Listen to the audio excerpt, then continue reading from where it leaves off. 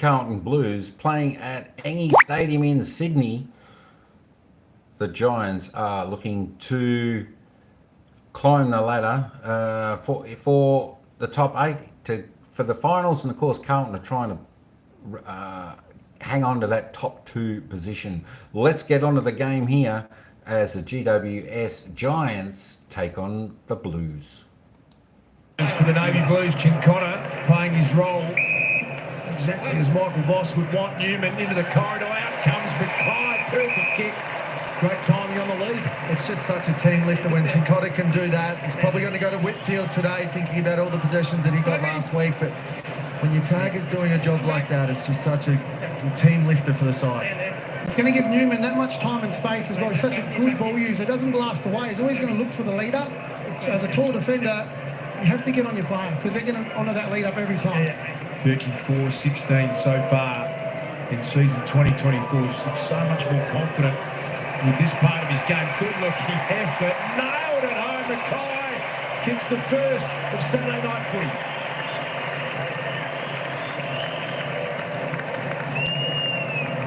Perfect start. Harry Mackay, the Blues have kicked the opening goal 7 of their last 8 games.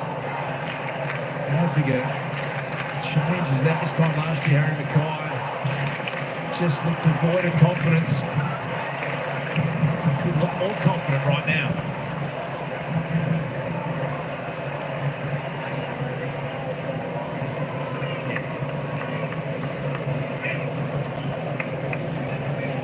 As Joel just mentioned, that's the tackle there.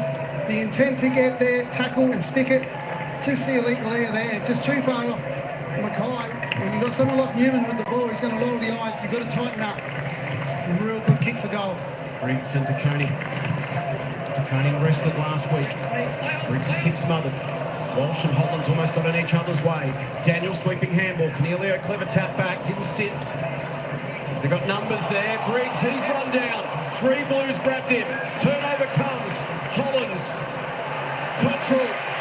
Curnow one-on-one. Anyone touch it? Charlie did. Another scoring opportunity off the back of a great tackle in the middle. Michael Voss will be very happy with that.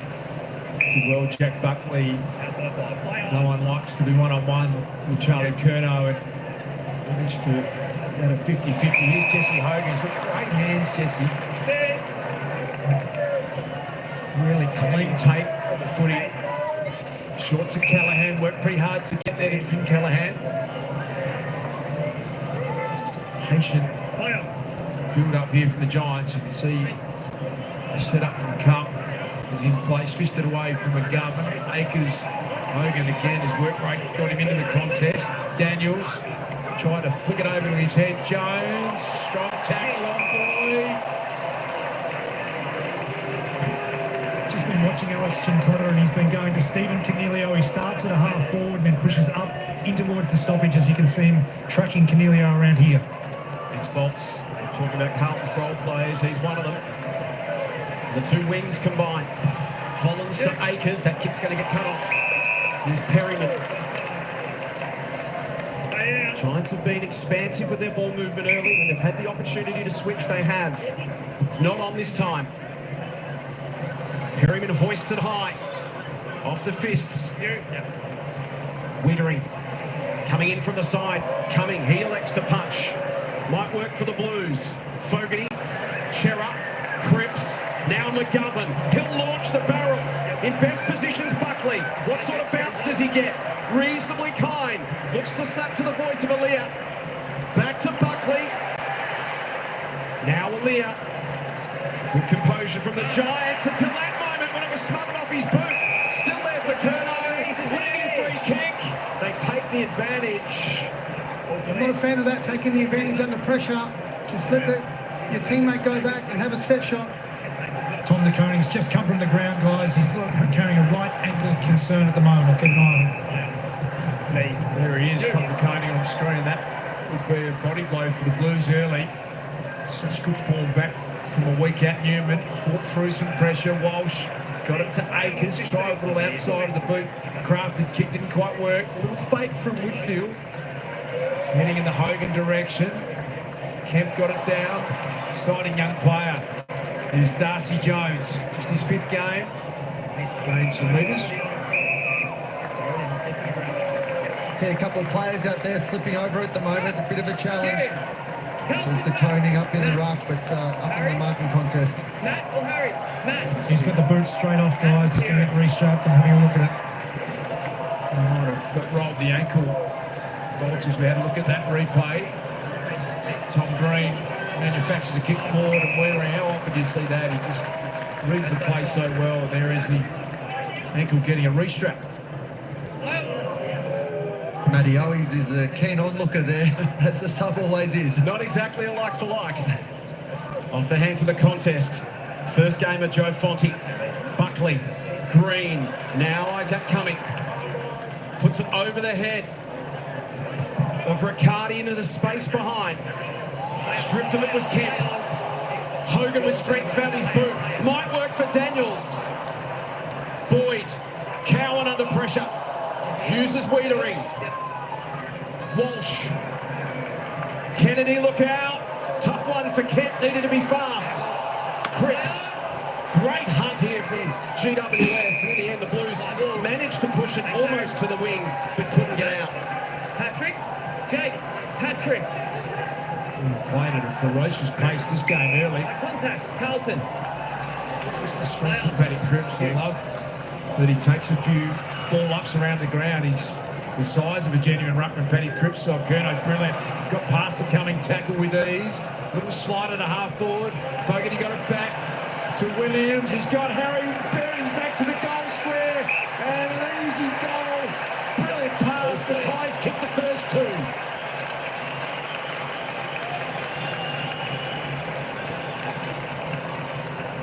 Couldn't have accepted that in better shape. Harry Mackay. Beautiful pass and what a start for the big gun forward. Harry Mackay kicked the first 2 goals of the game.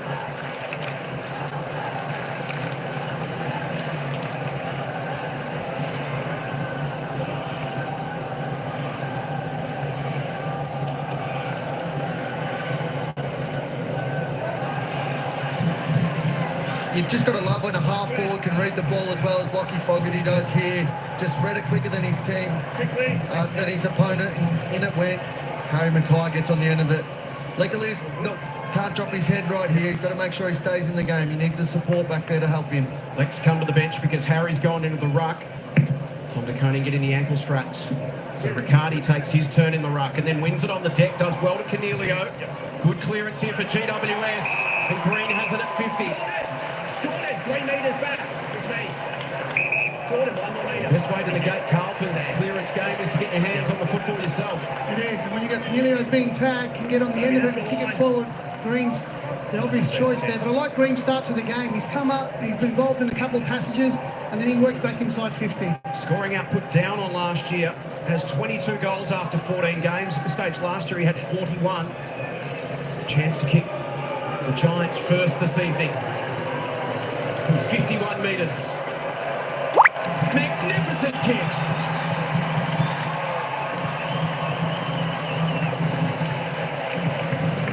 Beautiful finish from Toby Green. Drills it through. Straight out of the middle from a clearance. Green goes back and finishes the work.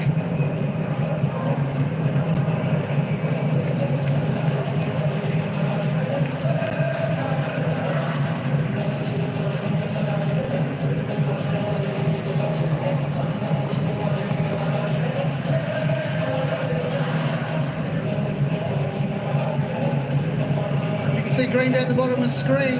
He's got Boyd on him, he's playing very close, but he just reacts first, Joel. As a forward does, in front reacts first. There was part of me that thinks when Toby Green walked out of that race today, he was going to have a big day. He just walked out, chest was pumped, and he was ready to go.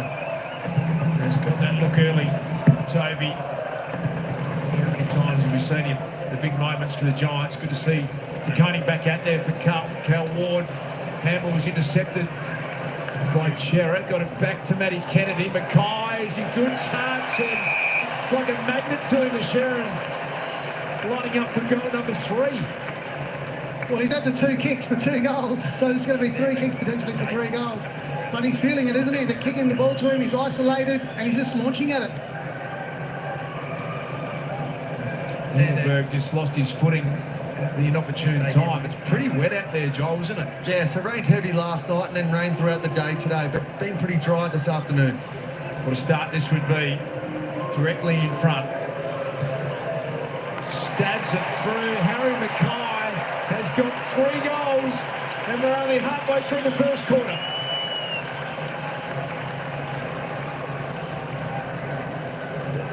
Carlton fans are loving life. Early stages here in Western Sydney. They love travelling to see their team play, and Harry Mackay couldn't ask for much better from him. 3 first quarter goals.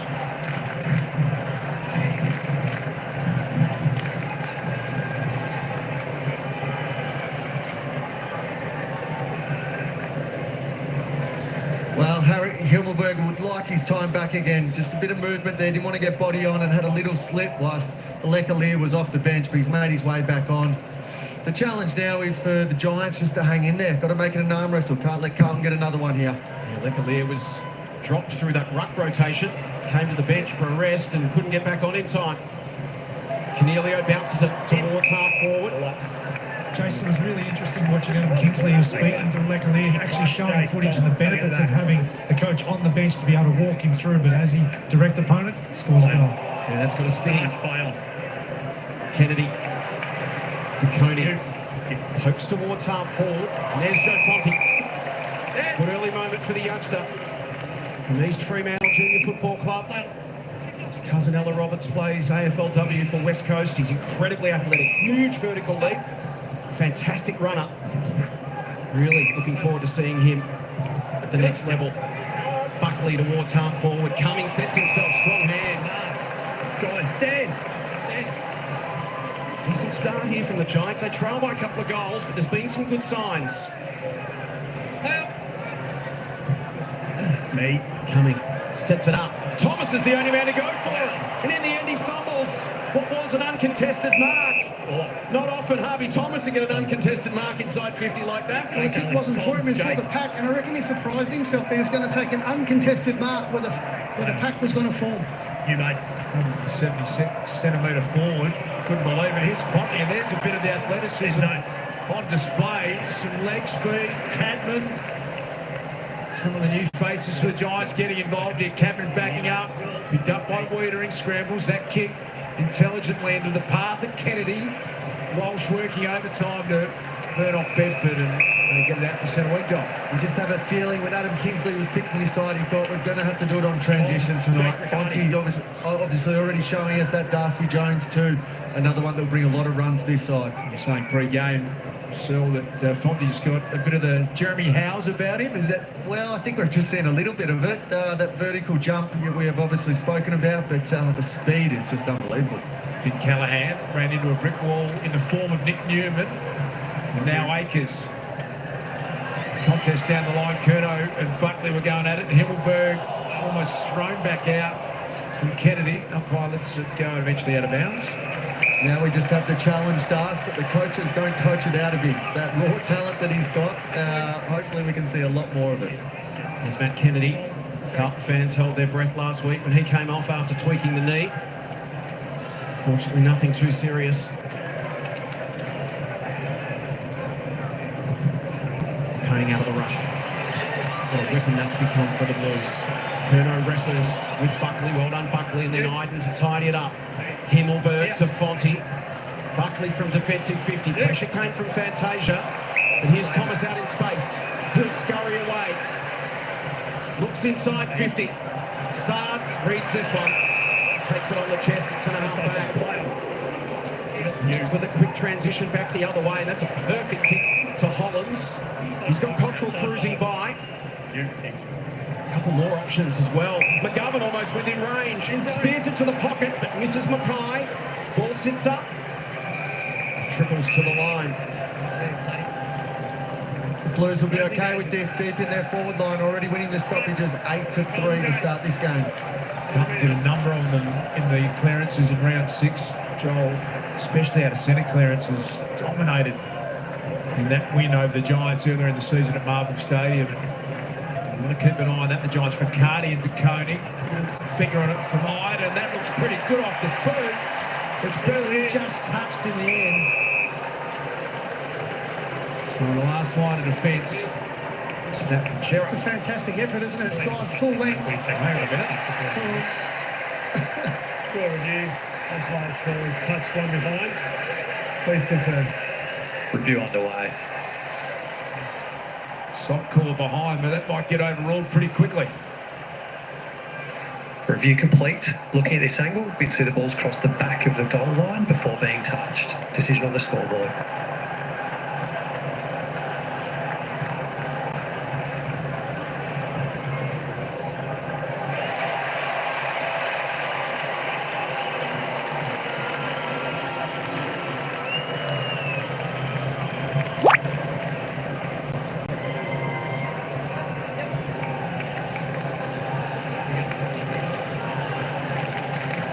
Great lunging effort from Lee Kalia. Just couldn't quite get a hand on it before it crossed the line. And Adam Chera hits his 4th goal of the season. Blues out to a 19-point lead.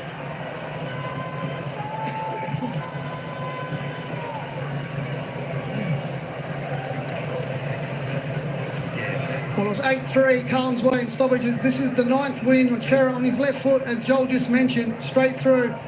So the Giants have to tighten up around stoppages now. Carlton having it their own way. Just got to defend it for their life down there, and especially through the middle here. Got to start winning these ones. Take it forward. Canelio does just that. Low and flat inside 50. Pitches in front of Hogan. Saad with a high tackle on McMullen. So the second clean takeaway out of the centre, Joel, and both resulted in scoring opportunities. Well, just early in the game, Jace, you just want to take that distance on the ground. You know, don't muck around with it too much. Take it pretty direct and just take the pressure off the rest of your game. Toby McMullen, 7th game of the season at AFL level. Chance to kick his first goal of the season. Just down with me, please. Dad Ian played 49 games for Collingwood and Essendon, 84 to 93. Toby from 49 metres. Gee, hit that well.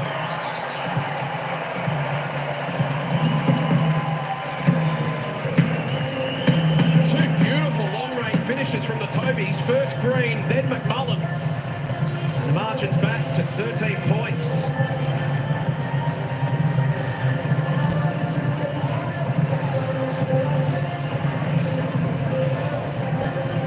Goal at AFL level in game number 10. Beautiful finish and an important one. Marching back to 13.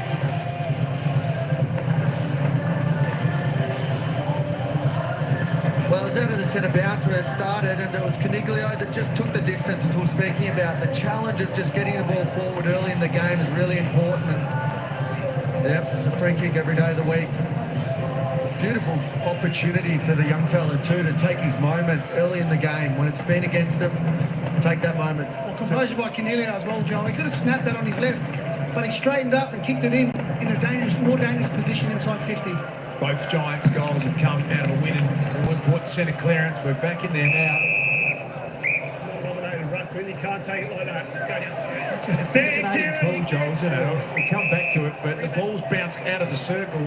What's Tom Green supposed to do? It's against. Fascinating. Come back to that in a moment. As Blues going to go forward, but the intercept mark taken back there by Isaac Cumming. Releases Perryman. To half-forward Cadman with a couple of weeks back in the VFL. Kicked 5 goals last week. Toby's out the back. Had the sit. Newman did really well. Not to give away a free kick. Jones tried to pick it up with one hand. Ollie Hollins is in there.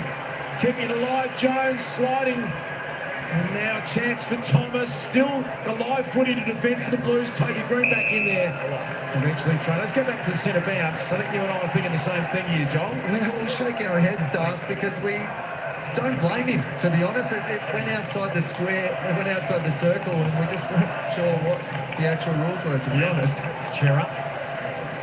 Bottom of that pass, scrapping with Jones. Well, the umpire should call it back for a rebound because it landed outside the circle, isn't it? That is the rule. Correct. Yeah, should be thrown up again. Shouldn't be a grey area, should it? To Koenig. To Cripps. Cottrell will get there. Good mark in front of Whitfield. Two elite runners, Cottrell and Whitfield. Cottrell back in the side after a vehicular stress problem in his left foot for the last 7 weeks. O'Leary at the front. Curnow spoils from the back. Buckley keeps it alive to Himmelberg. Back to Buckley. He's down the line. DeConey will sit himself. Briggs with the spoil. Chera with the crumb. Flips a handball back. Cowan. Sard. Now Newman.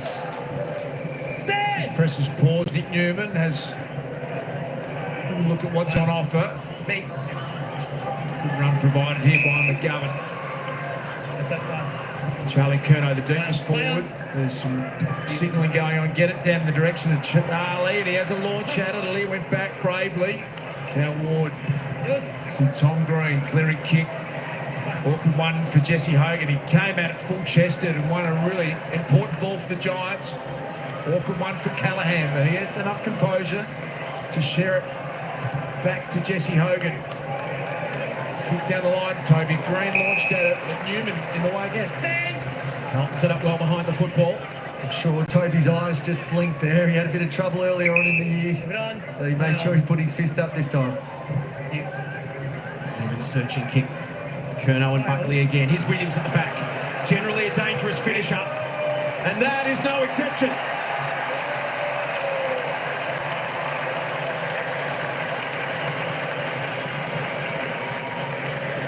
He's added so much to this forward line, a whole new dimension.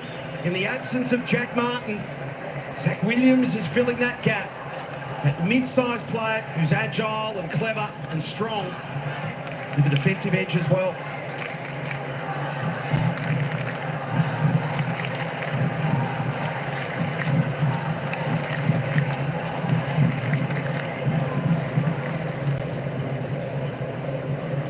Strong contested mark here by Newman. He knew it was coming his way.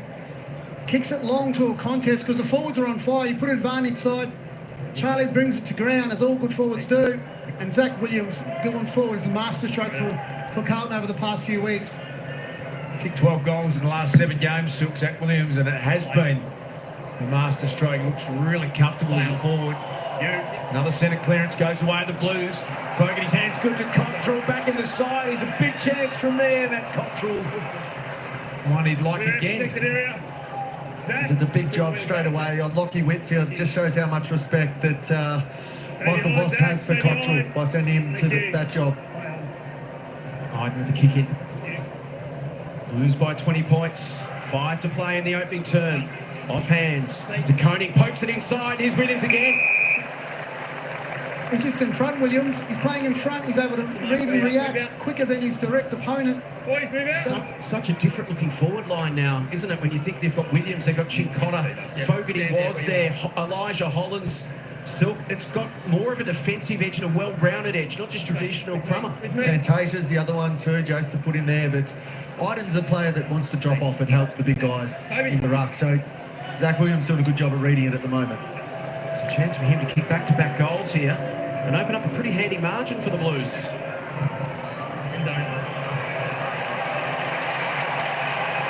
He's kicked 13-5 for the year.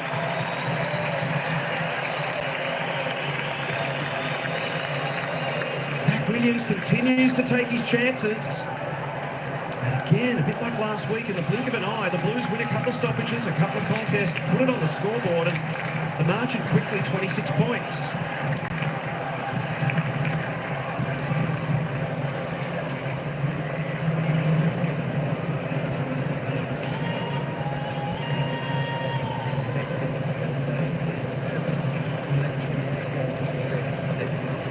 DeConing again, just competing in the air and getting a surge kick forward. He's had the 6 disposals, 4 contested. He gets that just a mung punt forward, and Williams is able to read and react. But DeConing is getting it done all over the field at the moment with his possessions and clearances. He's had 3 of those as well. Dynamic Carlton side. They look supremely confident in everything they do. The Blues at the moment. Walsh has kicked forward. Callahan with great agility. And then dumps a long kick. Hogan in good position there. Was able to edge. Brody Kemp up the foot. He's within range. Going to pull the trigger on the kick into the pocket. And that brings Wiedering into the contest. Riccardi couldn't complete the mark. McMullen and McGovern. A lot of numbers around it, but maybe could have gone back and had a shot, Jesse. Yeah, Wiedering, he just held off just beautifully, made that contest. He's going to make that every day of the week. Big Corky, I reckon he's just got himself to. Little lame, didn't he? Post that. Canelio lurking. Quick kick out from Saad. Beautifully taken from Callahan, but well tackled. Just in that last forward entry, you'd rather Riccardi not call the ball. Just let him go back, Hogan, take the pressure off him, tell him to have a shot instead of demanding the ball and causing a turnover. Briggs and De Koning continue. De Koning gets rid of his man. Boots it down the wing. Kennedy in best position against Iden. Running forward hard is Cottrell trying to stretch midfield. Kennedy one way, then the other. Now pops it up. Mackay sets himself. Drops it in the air. It was an uncontested mark. Slipped from his hands. So De Koning's at the 4 clearances now. If he goes in there, he's going to probably take the ball out. He's feeling good about himself. Cripps in the ruck against Briggs. Coming, had some work to do. Smothered off his boot, Hollins. Kennedy to Cripps. Umpire said Daniels clipped him high. Well, De Koning was trotting down to take it. Cripps end up taking the ruck battle and just hovers around as an extra midfielder and is rewarded for putting his head over the ball. Just watching Jacob Wiedering, he's in a little bit of discomfort after that corky. So it's an area of Patrick Cripps' game is improved. Coming into the season, he was about a 50-50 around goal. This year he's kicked 11-2. He's taken his chances. This for the Blues, 7th of the opening term. He kicked from just outside the 50.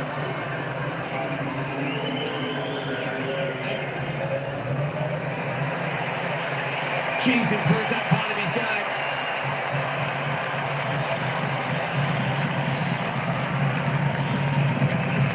And the Blues have got 7. And it doesn't feel like GWS are playing that poorly, but they find themselves 32 points down.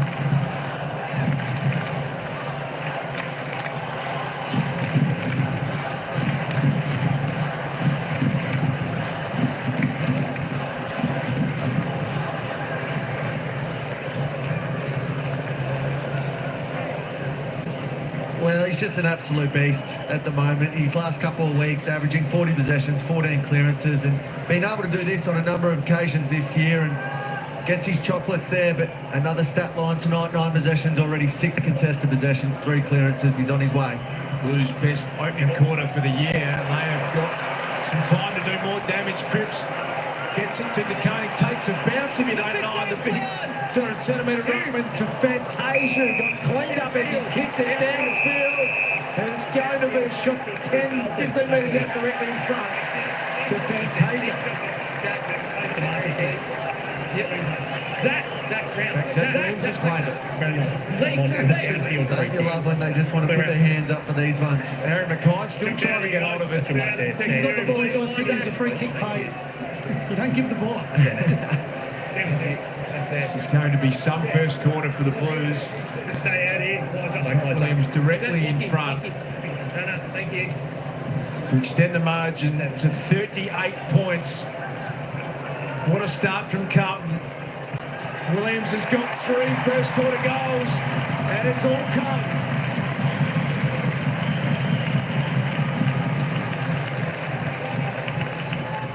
It's been an inspired move, hasn't it? Sending him forward, he just looks like he's got a new lease on life. He had a full year out with an ACL reconstruction and playing with great freedom. What a start.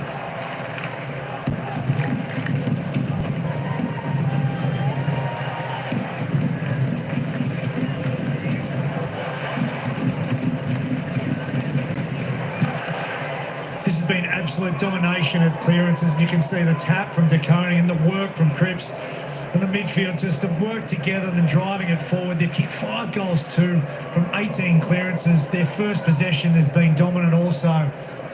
Must be addressed. Second best first term by any team this season at this point. We've still got 140 to go. Giants get their hands on the football here, and that's what you feel like they need right now, just a bit of time in possession. Yeah, they do. Maybe find a couple of marks across the ground, try and just own that ball a little bit more. Briggs gets rid of De Koning and then goes down and wins it himself. Touched off his boot. McGovern, good pressure from Green. Affected the kick. It comes back to McGovern. Whitfield, Scott Newman. Managed to get the hands free to Boyd.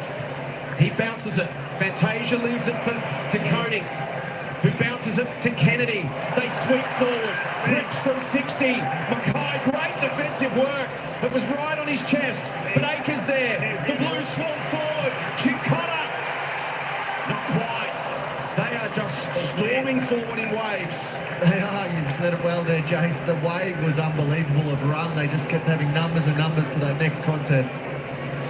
Just putting the Giants at their own game. That wave running we've seen so much from Adam Kingsley's team, and he's generally having a word to the interchange and trying to get some spark going. The Giants have taken a standing 8 count in the boxing parlance. They're rattled at the moment. Bedford well tackled by Williams. You want to maintain control of the ball. Even Whitfield there kicks a long ball contest. He's got Ryden in the pocket. You just kick it to him. He marks. He goes back. Choose some time at the clock. Briggs clean possession. Callahan did pretty well to get a boot to it at the end. Fantasia. Good tackle from Daniels. McMullen with some speed and skill. Now a big one-on-one. Time for another score. Wiedering, Riccardi. A huge frame. Look at Wiedering. He just manhandles opposition, but open the door for Daniels. They desperately need a late goal. Darcy Jones, the 5th gamer, gets it.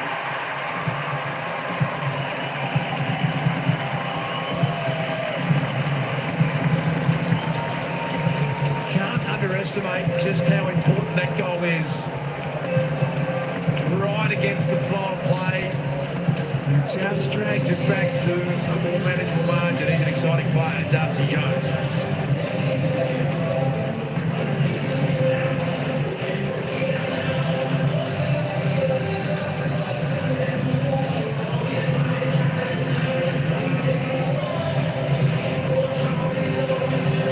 Well, it was an impressive win by Wiedering, but it might have been his corky that held him up. They couldn't get this kick there just perfectly in the end. A great chop off by Daniels. And this is what we were talking about earlier. Maybe bring Darcy Jones into this side as that transition runner that give him a little bit more speed through that midfield area of the ground. Such an exciting youngster, Darcy Jones, and they get one with 11 seconds to play in the term. They'll win a clearance. Canelio to Daniels. Has he got a barrel in him? Won't get the chance. Handball. And the siren will be coming. Carlton with a blistering opening term on the road. It's the Blues 8-4-52. The Giants 3-1-19. Carlton by 33 points. Quarter time, Saturday night footy.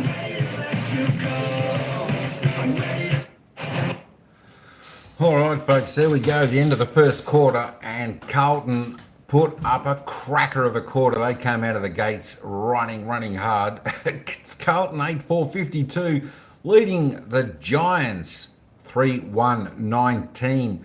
It's a good game. Both teams bringing good pressure.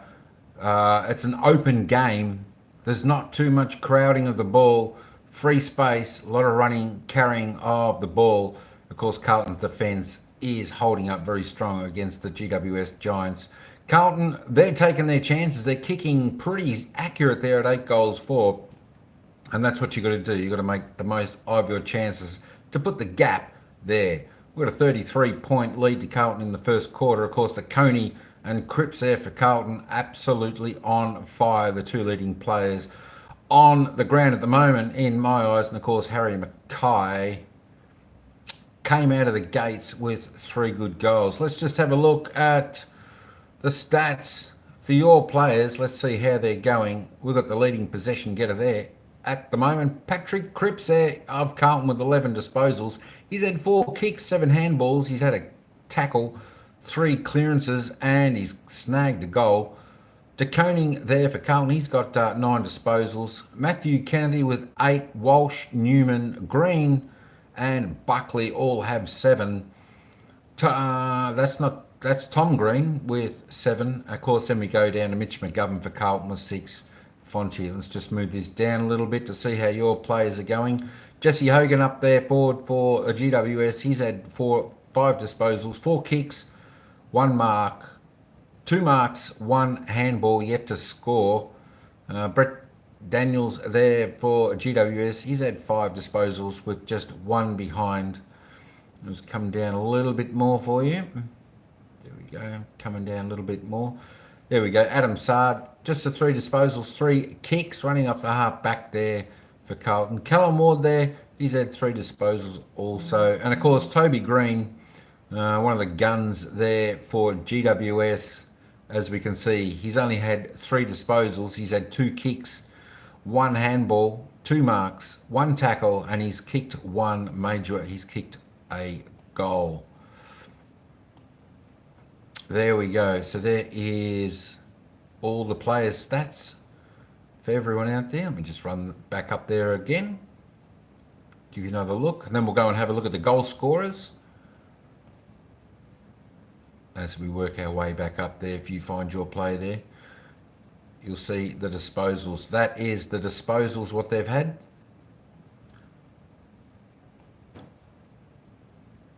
So as I said, Patrick Cripps on fire, leading possession getter with 11. All right, let's go and have a look at this goal scorers. We've got multiple goal scorers in the first quarter. Zach Williams and Harry McKay from Carlton, both with 3 each. They had a day out in that first quarter, kicking 3 goals each. Toby McCullen from the Giants with a single. Darcy Jones and Toby Green for 1 goal for the Giants. Paddy Cripps has got 1 with Adam Kira from Carlton. The goal scorers.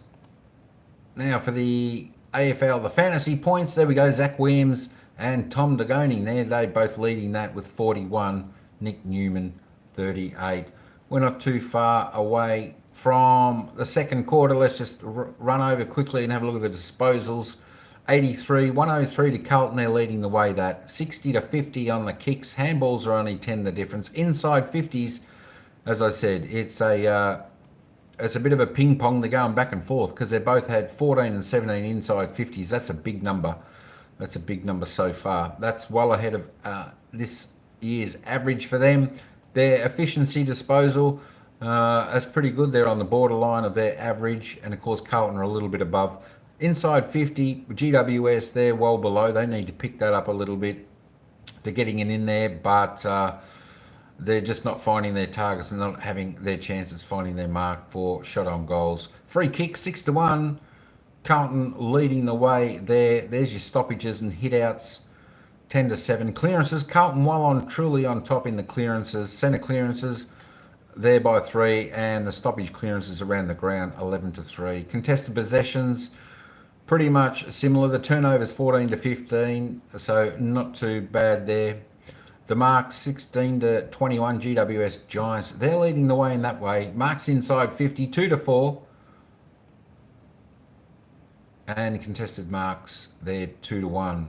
Defensive tackles, pretty much similar, except the Giants are doing a fair bit more tackling because it's getting down there a lot more. All right, there we go. The 1%ers, they're both doing that well. We're just about to get into this second quarter now. Let me take it back up here. Bring it back. There we are. So we can see the worm there. Carlton started off on fire. As I said, Harry Mackay with those 3 quick goals, and it's been all Carlton.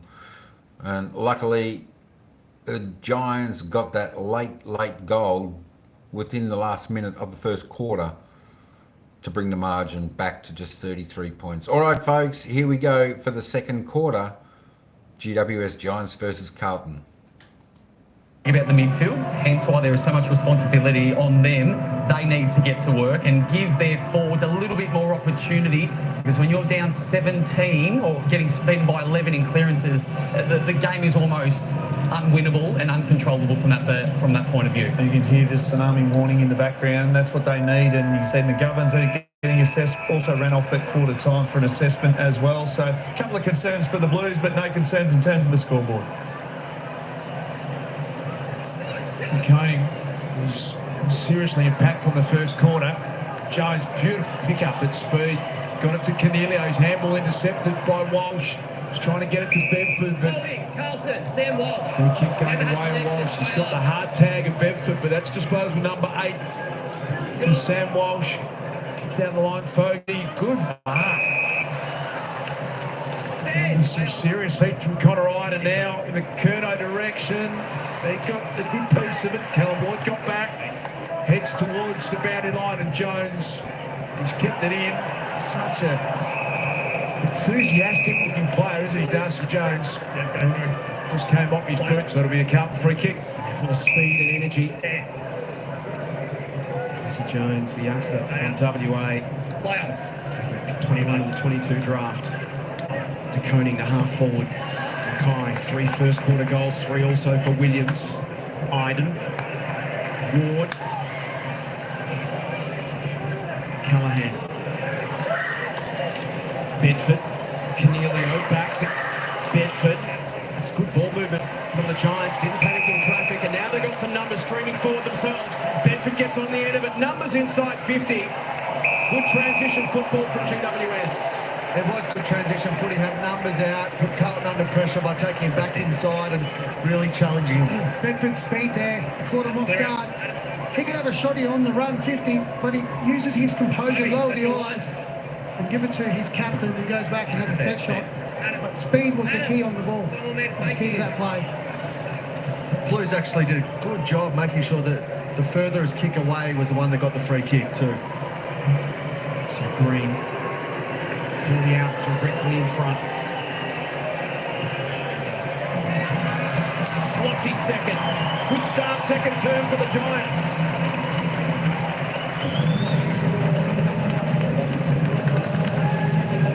Importantly, they've taken their chances from long range so far in this game. Their finishing's been good. Margin back to 27 points.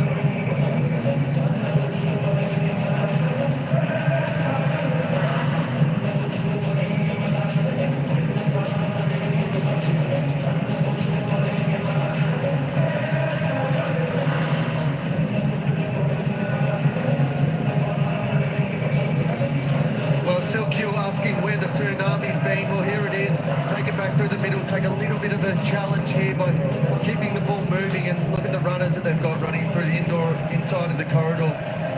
Jesse Hogan moving on. Bedford's work rate there to give and get. Just shows his speed and his work rate to get up and down the ground. Toby Green kicks 3 goals in a game. The Giants win 73% of their matches. He's got 2, and he's got a look about him. Hasn't he, Sel, tonight? Yeah, from early stages. Maybe just these night tonight. Walsh. There's Bedford. Almost got out with that leg speed. And the Giants need it too, Darce. I mean, there's probably no one better to watch across the league when he's up and going. So they start the climb back here, the Giants. Can they get back-to-back goals? Cornelio ran into De Koning. He's just getting more confident by the minute. Tumble punt, Himmelberg and Iden. We're going to be able to raffle this one. Himmelberg out wide. It was Isaac Cummings' ball, but well done, Newman. Tony Cripps is waiting to come back on from the bench, but Mitch McGovern was the one who's just been having a chat with the physio. He went downstairs at quarter time just to address, it looks like a left hip flexor. You just love that Tom De Koning contest too, that was just in the middle of the ground. Such a competitive guy at the moment. Thanks, Bolts. Appreciate the report from downstairs. We'll wait for an update on Mitch McGovern. De Koning charges away. Iden over the top of Kennedy, gets it to ground. Here's Bedford. Iden to Cumming, lovely step. Pass to Koning. Kick down the lines, picked off. Outside 5. Nick Newman become just such a solid, reliable defender for the Blues. Really good decision maker, although that one, as we speak, straight to the opposition ruckman in Briggs. Oh, Iden showed a little bit of this to Akers, but it got through to Buckley. And now some risk reward, they're out. Cadman. Runners everywhere. The tsunami's just flowing a little bit further down the line as Jones. Can he step around? A good little step on Cowan. We're getting back, Saad. Boy, there's bit more pressure on the Blues all of a sudden. They get some relief here. Blake Acres takes the mark at half back, pops a handball over the top. Hollins has got an overlap. Acres charges through, then looks inside. Oh, what a blunt pickup that was to keep things moving from Kennedy. But smothered off Hollins' boot, well done by Green, who then takes the body of Kennedy. Whitfield, here's the speed of Fonte. Away goes the first gamer, delivers inside 50. And GWS starting to find their groove here. This is Daniels. Great. 1 metre to the left. Thank you. Taking the game on. Stay out. Clear out. Talk about the balance between stabilising and starting to attack. Well, that is counter-attacking, Joel. Great composure going forward by the young fella. Green couldn't hang on. Cowan, they're not out yet. Here's an opportunity. Cornelio lines them up. And they've got another one.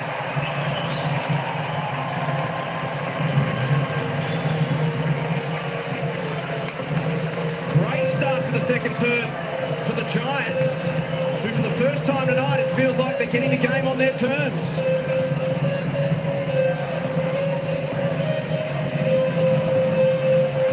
Jacob Wittering coming to the bench also, Jace.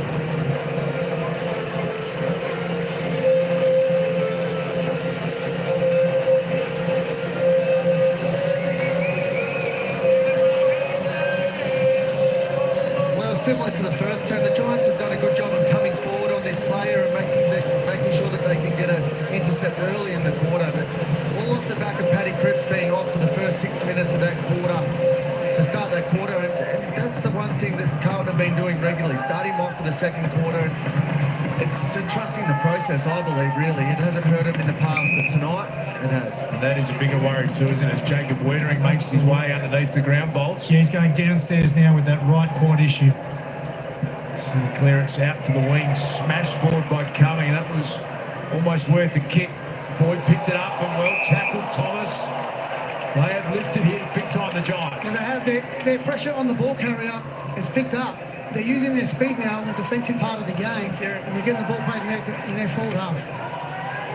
It really has been a huge shift in momentum the Giants' way. They've kicked the last 3 goals of the game. You know, he's the sub, warming up. They won't want to lose Wittering. They're winning some 50-50 contests. Brilliant done. Callahan to Perryman. Hard ball back there for the defenders. McMullen held up by Saad. The pre-game Adam Kingsley said the tsunami attack forward starts with pressure on the ball first. Get pressure on the ball and then we attack, and that's what they're doing right now. Top for the first time tonight. The Giants putting some pressure on the Blues. This is Chera, who's stripped of it. Akers spins through the first tackle, releases the football, and Hollins with the high shot. And another opportunity for GWS. It's Cal Ward, and a chance for them to kick their third of the term. Just up here. What do you think of that, gentlemen? Yeah, he just found himself a bit unlucky. Hollins there. I mean, Ward had slipped over and he was on the ground and maybe just came in slide a bit hot, but very stiff. The lead up to that was Carlton had the ball, but they were under immense pressure straight away, and they get the turnover and a lucky free kick, so to speak. Game 3:06 tonight for Cal Ward. He's got 5 straight for the season, and the Giants are working their way back.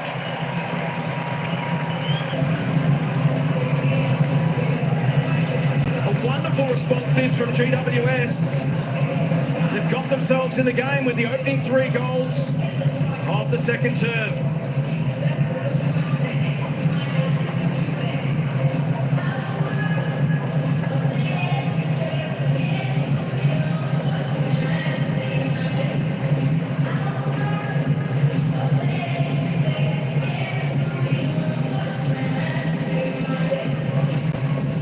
Here we can see there's the contact to Jacob Wittering. That was the big knee from Riccardi just on the side of his thigh. He's been struggling throughout. He's gone downstairs. So this is a big issue for Carlton, especially with GWS just dominating this second term.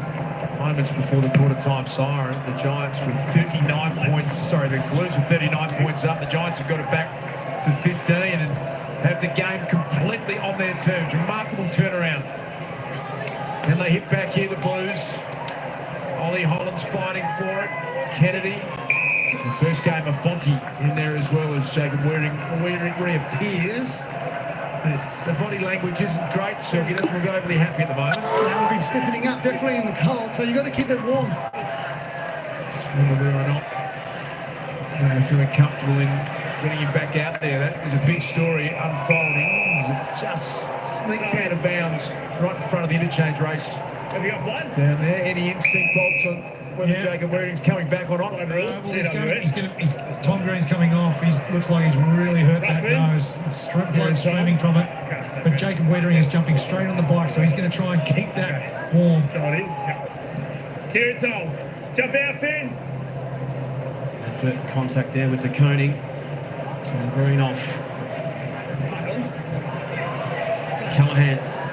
It's all GWS at the moment. It's been an impressive response. Callahan can go again here. Needs some support. Has it. Iden. Whitfield.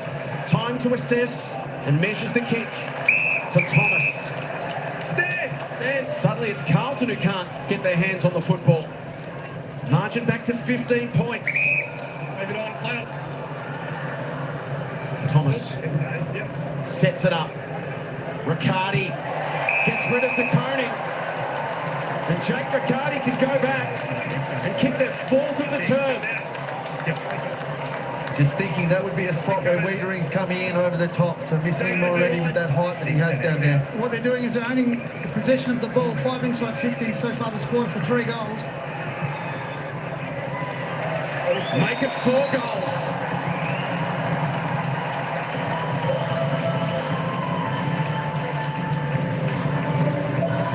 Jake Riccardi with the Giants' 4th unanswered goal of the term, and it's back to 9 points.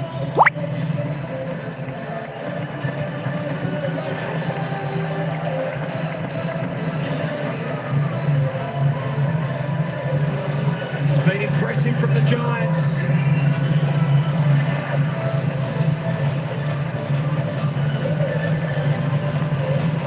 The ball's a little wet out there, it's a little slippery, so you get it going in, and a strong mark in a pack by Riccardi. They've had the 5 inside 50s this quarter for 4 goals, Joel. They're controlling the play now through possession as well. Well, there was a little bit more patient. They were unlocking Whitfield, went back, found the mark, and then they got it in there with Harvey Thomas. So they need Paddy Cripps back involved. And Sam Walsh, Cripps just the one disposal this quarter. Walsh has had a couple. Carlton, There's Patrick, Cripps. Jake. Going to take the ruck and look at the strength there. Got rid of Riccardi. Enough distance for the mark to be paid. Mackay with the defensive score. Williams, good effort from Buckley. Stripped him of the footy. Isaac coming down the line. There's some numbers out there for the Giants, and Hogan found himself all on his own on the wing to Finn Callahan. Happy to come laterally. Owning the footy at the moment, GWS. Connor Iden to Riccardi. All a bit too easy all of a sudden. There's opportunities for uncontested marks everywhere. Cal Wall gets it on forward 50. Let's see, the Blues have got a lot of numbers back. Just on the defensive everywhere. Carlton centering kick. He's okay to Buckley. It's called to go. Floats a kick inside 50. Lot of traffic in there. Giants have built the wall. Ward to Riccardi. Wants it back immediately and gets it from Whitfield. Now Himmelberg steps around Curnow. He'll launch it deep. McGovern looks to engage. Well done, Hogan. Play on the call. And Hollins can escape to Akers, and you can hear the Giants fans. Hollins down the line. Curnow with a couple to beat. Can't hang on. Not go again. Whitfield. Himmelberg. Jones pops it over the top. Ward inside. Look out, Whitfield coming the other way. McGovern. But everything Carlton does is under pressure. Jones to 50. Smothered off the boot of Coward. High kick from Kemp. Chera. Cripps goes off the deck, and maybe now for Carlton. Worked out pretty well. Hollins, like great pressure from Finn Callahan. Nice pick up from Williams. Got it back to Cripps. He's in outstanding form. Paddy Cripps, the superstar. Just what the Blues needed.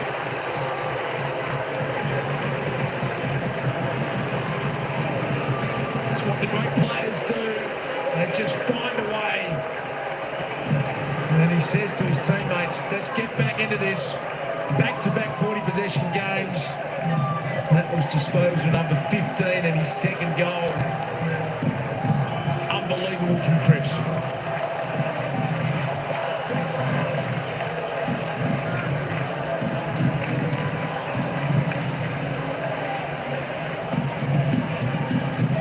Well, Jesse Hogan can find himself a fair, well, yeah, absolutely unlucky there.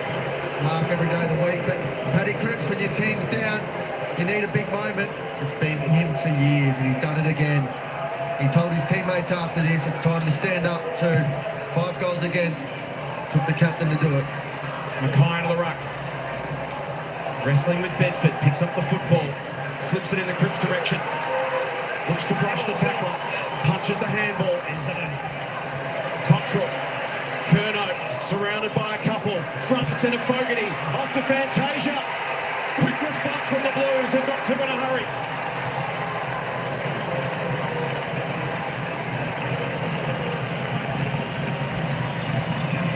Cripps involved again. Blues steady things down. Margin back out to 21 points.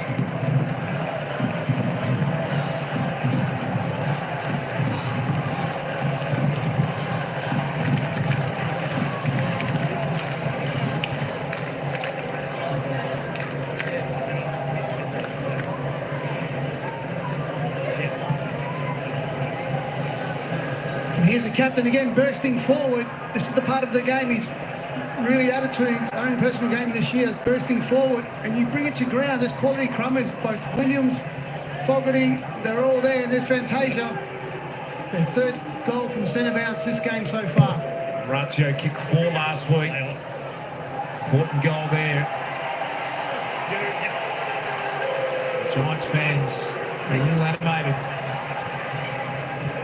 Have a look at Cripps go to work. He was well tackled on that occasion. Toby Green got hold of him. Straight up, straight up. A lot happening down at ground level. We've got Finn Callahan's come off, he's rolled his left ankle. We're also seeing Jacob Wiedering, who's been on the bike trying to keep that quad warm after the heavy corky. But Finn Callahan a lot of discomfort. Thanks for that update, Bolts. Boyd under some serious pressure. Got it towards the boundary line now. He's got a bit of an issue. Can't drag it under. Off the boot. Might be out of bounds on the full. And some blood still streaming from the nose of Tom Green. It's going to be a Carlton free kick. Thank you. You're going off on the blood rule. Okay, let's breathe again. Thank you. Yeah, they just stemmed the blood flow for Tom Green to allow him to get back out there. They had things up his nose and... Yeah, you can go outside. Might be the Joel Selwood bandage driver there. It's time to put it out there. Well, an expert, mate. What do you do next here? No, you got the cotton buds again, but it actually is quite annoying for the player too. You know, he wants to be out there. You can see he's already got something up there already. It's quite just uncomfortable position to be in right at the moment. Assisting with Jacob Wiedering, trying to work that corky out. Looks like he's going to get back on the bike. Might have a night watching the Tour de France, and they might have to bring one into his hotel room. Akers. Blues just steady with a couple of goals. And that'll be 50. It's the Giants runner. That doesn't tend to amuse coaches historically. And even worse when he's standing on the bench waiting for you. Yeah, he had the head down watching Adam Kingsley as he came in. Stand. Sard has it, 70 from goal. Lots of traffic inside 50, as you can see. Spirit towards the pocket. Mackay and Lear, well done by Briggs. Bounce it into the crowd. Just under 9 minutes to play in this second term. The Giants with 5 unanswered goals from late in the first to come from 39 points down to 9 points. Blues have responded with a couple. They sit on a 21-point lead. Wayne Cripps is the Giants runner, and he's just avoiding eye contact down there at the moment. It's fair to say after that 50-metre penalty, the Blues have done really well after conceding the first 4 goals of this second quarter. Kicked 2 of their own. They're back talking, runner and coach. Yeah, no, he's a brave man to go up to him so soon, I reckon. I'll wait until he talks to me, the coach, but anyway.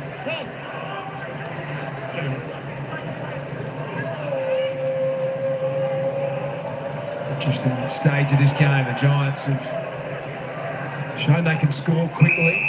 Contact GWS. Where the ball is, Pete. Where the ball is. Yep. This is off the ball free kick. It was against Paddy Cripps, who got a piece of McMullen just away from the stoppage, and a Giants ball, and now they are surging forward. Thomas has got out on the wing. Got some runners going past. He's going to go back to Connor Ryder. So dangerous when they can get speed on the game. GWS managed to do it in this second term. Open things up a little. Good switch here from Buckley. Kick from Himmelberg was well weighted. Ward now wants an option. Inside 50 is Bedford. What a kick. How good was that kick? He could have blasted it. Just nice way to kick in the hole for Bedford. Creating space much more effectively in the second term. It's a stat that they're actually really good at. Number 3 in the league for marks inside 50, going at 11 per game. Let's get Finny out the back. Toby Bedford. Back to 15 points. Pushes him across the face. Finn Callaghan and Tom Green have both re-entered the game. They've come back onto the field. We're just watching Jacob Wiedering still doing running along the side. Well, Bedford's still going to Walsh now. That's where you've got to make your opposition's best runner accountable defensively. He's got to kick those goals. Joel Wettering's been off for 15 minutes. Is it a case the longer you're off, the harder it is to get back? Well, it is, Dust. There's just no risk with him too. I think the coaches will be talking through that. He's the one player, well, there's probably a couple, but he's one player that Carlton can least afford to lose. He's trying to warm it up at a little bit of a trot along the boundary line, Jacob Wiedering, so keep a close eye on whether he re-enters. To Coney. It's taken away by Green. Here's Callaghan, hurt his ankle re-strap, centering kick. Look out for Jesse Hogan. All coming through Ollie Hollins, and it's somewhere in that Hogan's claimed the mark. High fives all around. And he looks it up by two. Taking this one off me.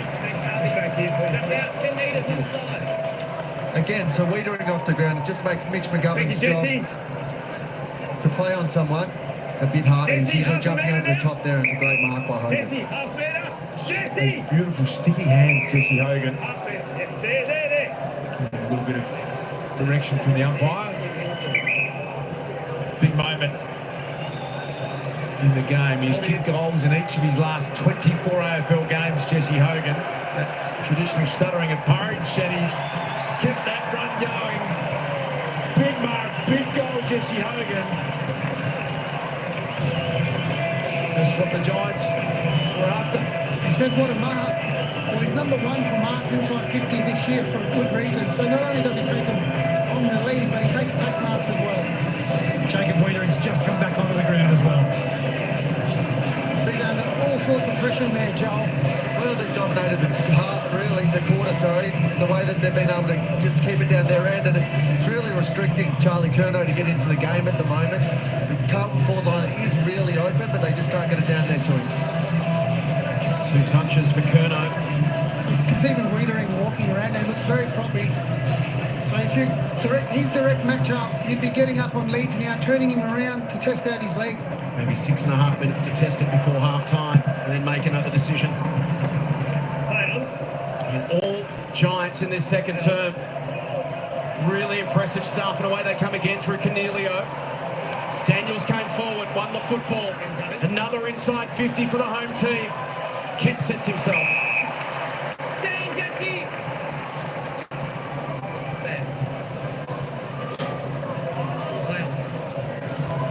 This turn being played.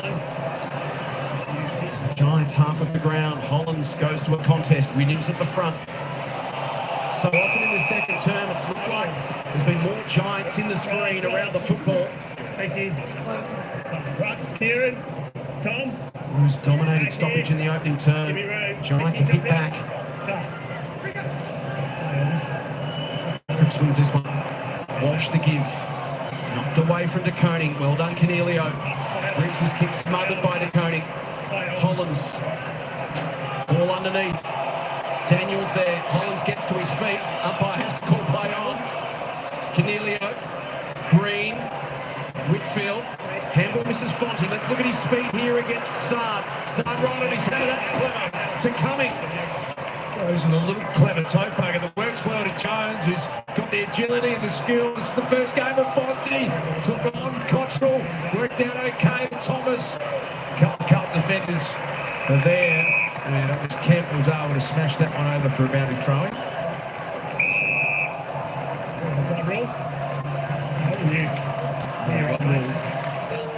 Still Cody. He's going to have to come off and get some running repairs done.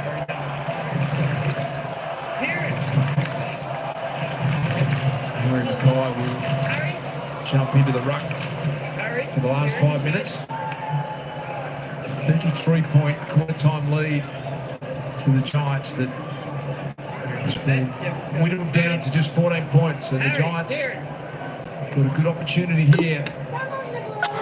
What could Briggs do? Kai slaps it down. Oh, Walsh has had a fresh airy. There's Bedford who's going step for step, and Toby Bedford gets a chance to kick one the other way. Well, for Toby Bedford, that's reward for effort. I didn't see it. At that stoppage, he went over to block for Daniels. Daniels comes flying through. So you do the team thing, and then you're rewarded with a free kick, Joel. That's what you've got to do. He's got to keep challenging Sam Walsh in that position. So, as he said, followed him in. Sam Walsh got tied up, and then he was the next one in for the ball. Got the hard tagging roll on Sam Walsh, Toby Bedford. This is a huge bonus. You can score the other way. He's kept Walsh to just 4 touches this quarter. Big moment for Toby Bedford. And he handles it with grace.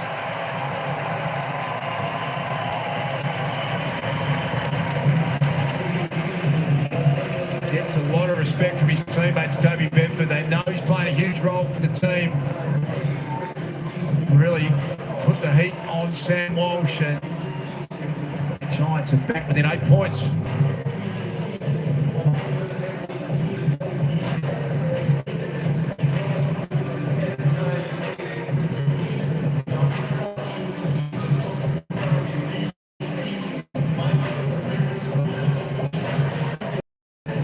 Bedford at the bottom of the screen, blocking for Daniels. Daniels comes through, then Bedford follows up and is rewarded for doing the team thing. Love those guys. He tries to challenge the other way. That's his second set shot this quarter. He's kicked the 1-goal-1, and he's kept Walsh under wraps so far. Inside 50s for the turn, 13-5 to the Giants. Briggs, the tap is a beautiful one down to Green. Bedford tries to get past Elijah Hollands, can't do so. Stay time. Stand now. Inside 4 minutes to half-time. Go with him. Hollands thought about the gift to Boyd. Play on. Steady kicks it inside 50. Mackay at the front, brings it down. Chincotta. Here's Whitfield. Perryman to Malia. Steps through a bit of traffic, gives it to Himmelberg. The handball receives in this second term have been through the roof. 43-19 in that category. Ward's turned it over, and here's Wiedering on the wing.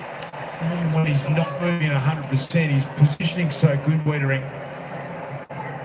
Just forced that kick into the position he wanted. This was Boyd.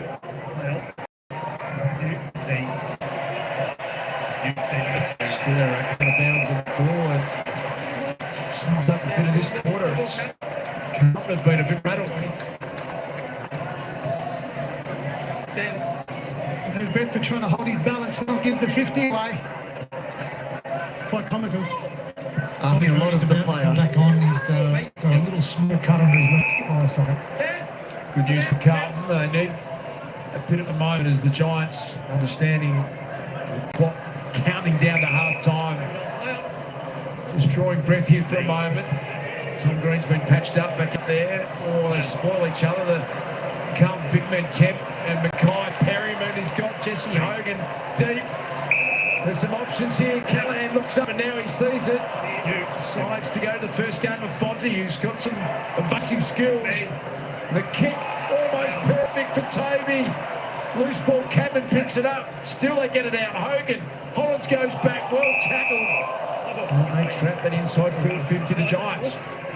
Blues look so in sync in the first term. They look out of sync in this second term. Full credit to the Giants. Have taken them right out of their comfort zone. Briggs has had a big part to play in that. Daniels goes hunting. Green feeds it out. Here's Bedford, wanted his right boot. Hollands put the pressure on. Cowan with the tackle on Green. Bedford now with the tackle on Hollands. Chera, Ollie Hollands. Kemp. Back advantage. He's wasted over the boundary line. There's a speed on display there by the GWS small forwards. Every time a Carlton player got the ball, they were under pressure. Exactly what Adam Kingsley was looking for. They've won 7 of the last 8 clearances, the Giants. Callahan wins that one. Hogan! It's been based off their ability to win the contested football. He could make it a 2-point game. They trailed by 39 late in the opening term. Jacob, let's go. Thank you. Jesse Hogan for his second of the quarter. GWS for their 7th of the term.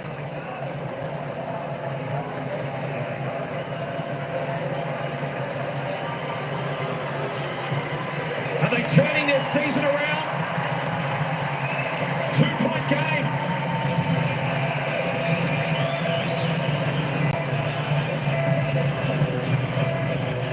Exactly what GWS needed.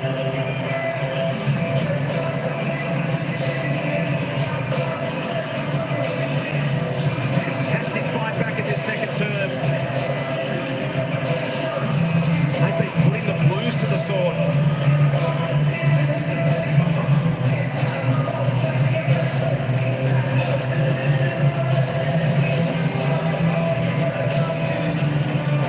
Silk, you were talking earlier on about Jesse Hogan marking the ball inside 50, and it's just even the small body work that he's doing, but he's just reading the ball so well in there. Well, no one gets body contact on him, do they? They're all watching the ball. He's had the 5 disposals, 4 marks, 2 of those have been contested. Kicks the 2 goals. This is the Giants' best quarter for the year now, and see 8 of the last 10 goals have gone the way of GWS. Can Carlton pinch a late one back just before half-time? Himmelberg read that to perfection. So in simple terms, Darcy, in the first quarter, the Giants were down by 20 possessions in the quarter. This quarter, they're up by 50. Wow, what a turnaround. That is, the numbers are everywhere. Clearances, possessions. Great credit to Adam Kingsley's team. Just owning the game, sharing the ball around, moving it forward on their terms. The tsunami's back. 50 seconds till the halftime siren sounds. Some time for a late goal either way. Partially smothered kick. Akers to De Koning. Chera's got to concede, but all under pressure. Newman's kick. Looking for a mark. Akers went back. Aaliyah gets it into the path with Cal Ward. Won on the first game of Fonda, who hasn't looked out of place at all. Would have just copped a little high one there, and still live footy around Fantasia. Picked up by Whitfield. The experience of Ward. Paddy Cripps fights hard. He's had some massive moments in the first quarter. Chera through the corridor. Finds Cal. And will hold it up the final 10 seconds. Maybe time if Mackay can get on the end of this. Lear over the top. Fonte. And that is one impressive quarter of football from GWS. It was the Blues by 33 points at quarter time and only 2 points at the main change. The Giants have fought back hard at the stadium we call the Tsunami. And we heard the warning at quarter time, Del, and there was certainly a warning coming, and they fought back into this game. Rob Johnson, Nick Delcena and Dermot Brereton. First thoughts, Del, because at quarter time we were analysing where the game had gone wrong, and all of a sudden the Giants have flipped it on their head. Well, the game's going wrong everywhere. And it started at clearance, then it was the inside 50s, and there was the lack of being able to stop the Blues from scoring. But then they've just flipped it on their head. We said they needed to stand up, be brave, and take the game on, and they've done that. And as a result, when you get the clearances sorted, you get some field position. They've gone inside 12 times that quarter, the Giants, for 7 goals. So it was a complete flip of what we just spoke about at quarter time. A great response. Let's have a look at our first half highlights thanks to Telstra, and it was the best quarter of the year for the Giants.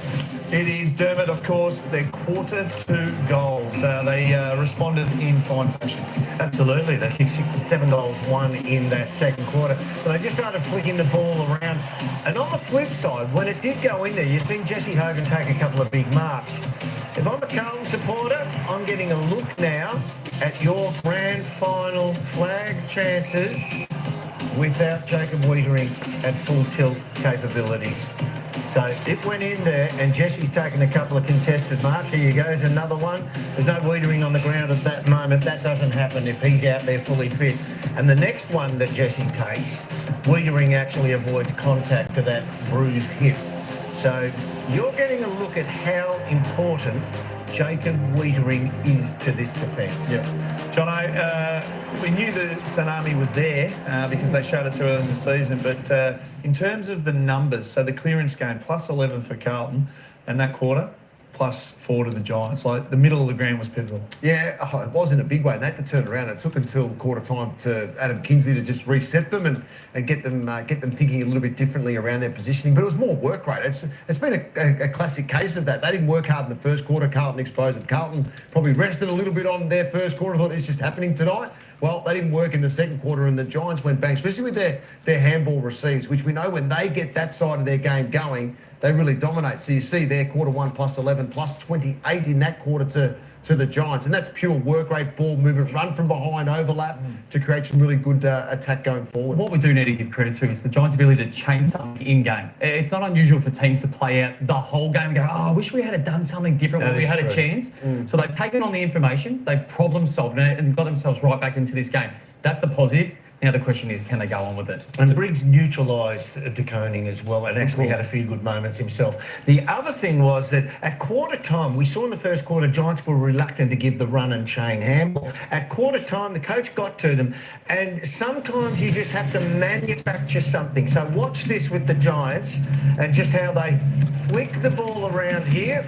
And we look at this. This is the first quarter. Now, Fonty, all you need to do is pop that over the top, and he's away in deep inside 50, but he doesn't. So that's the bad Giants when they're not playing the tsunami. Then at quarter time, the coach gets to him and says, let's manufacture it. Keep the ball alive. Bang one over the top. Watch him go inboard here. Spillage, and he goes inboard. Bang. That's risky, but it keeps the ball alive. And this is Giants. When you said Giants DNA, this is the Giants DNA.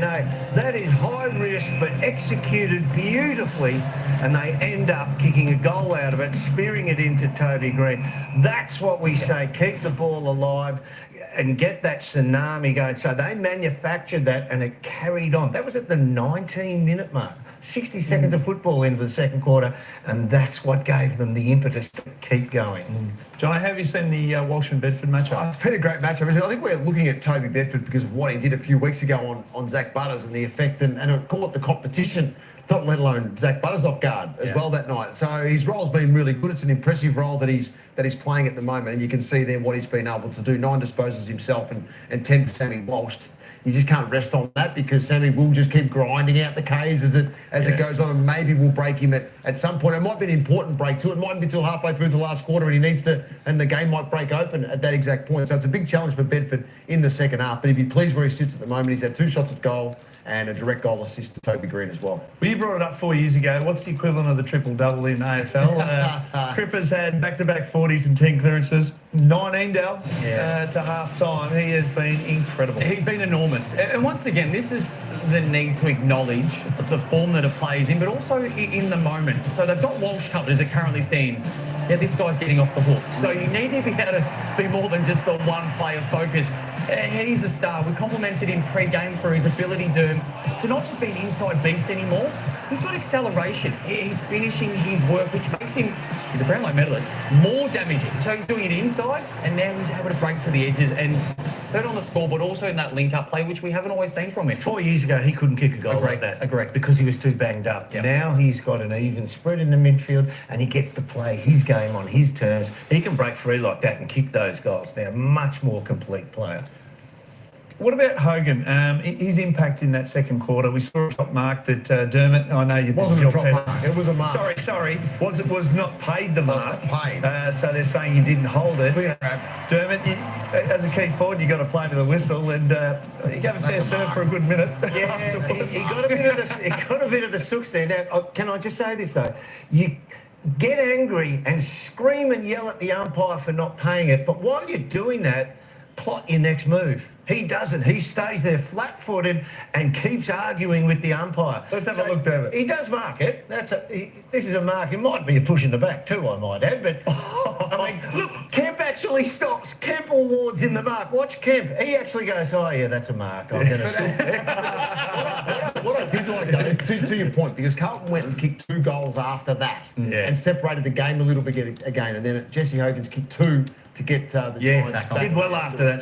So I don't mind the getting angry at the umpire a bit, but do it while you're still looking at the ball. You this, you that, yeah, I hate you, yeah, I'm going over here. Make your next move. Just don't stand there and be a statue and sook. Got it out of his system. Have a look at it. Fight him up, Dermot. Get into it. Get amongst it. All right, there's 3 games on your Sunday ticket, so time now to get an update. Thanks to Sportsbet. The trend against the Saints all season has been they rank 18th at defending general defenders or half-back. So who's that at the Sydney Swans? It is Nick Blakey. And further than that, they rank 18th at defending mid-forward. So who are the mid-forwards for the Sydney Swans? The best in the business. You got Warner and also Heaney, who've kicked 24 and 21 goals so far this season, respectively. So you'd have to follow them into this game. And the Sportsbet feed, it's new at Sportsbet. It is easy to copy and explore other punters' bets. I'm on there. Plenty of other people as well. Enjoy the footy. You win some. So there we go. The boys were just doing a bit of commentary there. Hope you're enjoying the commentary. What a game, what a game. Of course, we saw Carlton get out to a flyer in that first quarter. And then GWS come back. GWS 3 goals, 1 in that first quarter. The Carlton's great quarter of 8 goals, 4, but then it was flipped. It was a total flip. It was like a mirror. GWS Giants come out with 7 goals, 1 to just 2 goals to Carlton. So the Giants definitely brought their pressure. They stopped the run of Carlton through that quarter. Carlton just couldn't get the targets up front. Harry Mackay couldn't take it. Curno's been out of the game.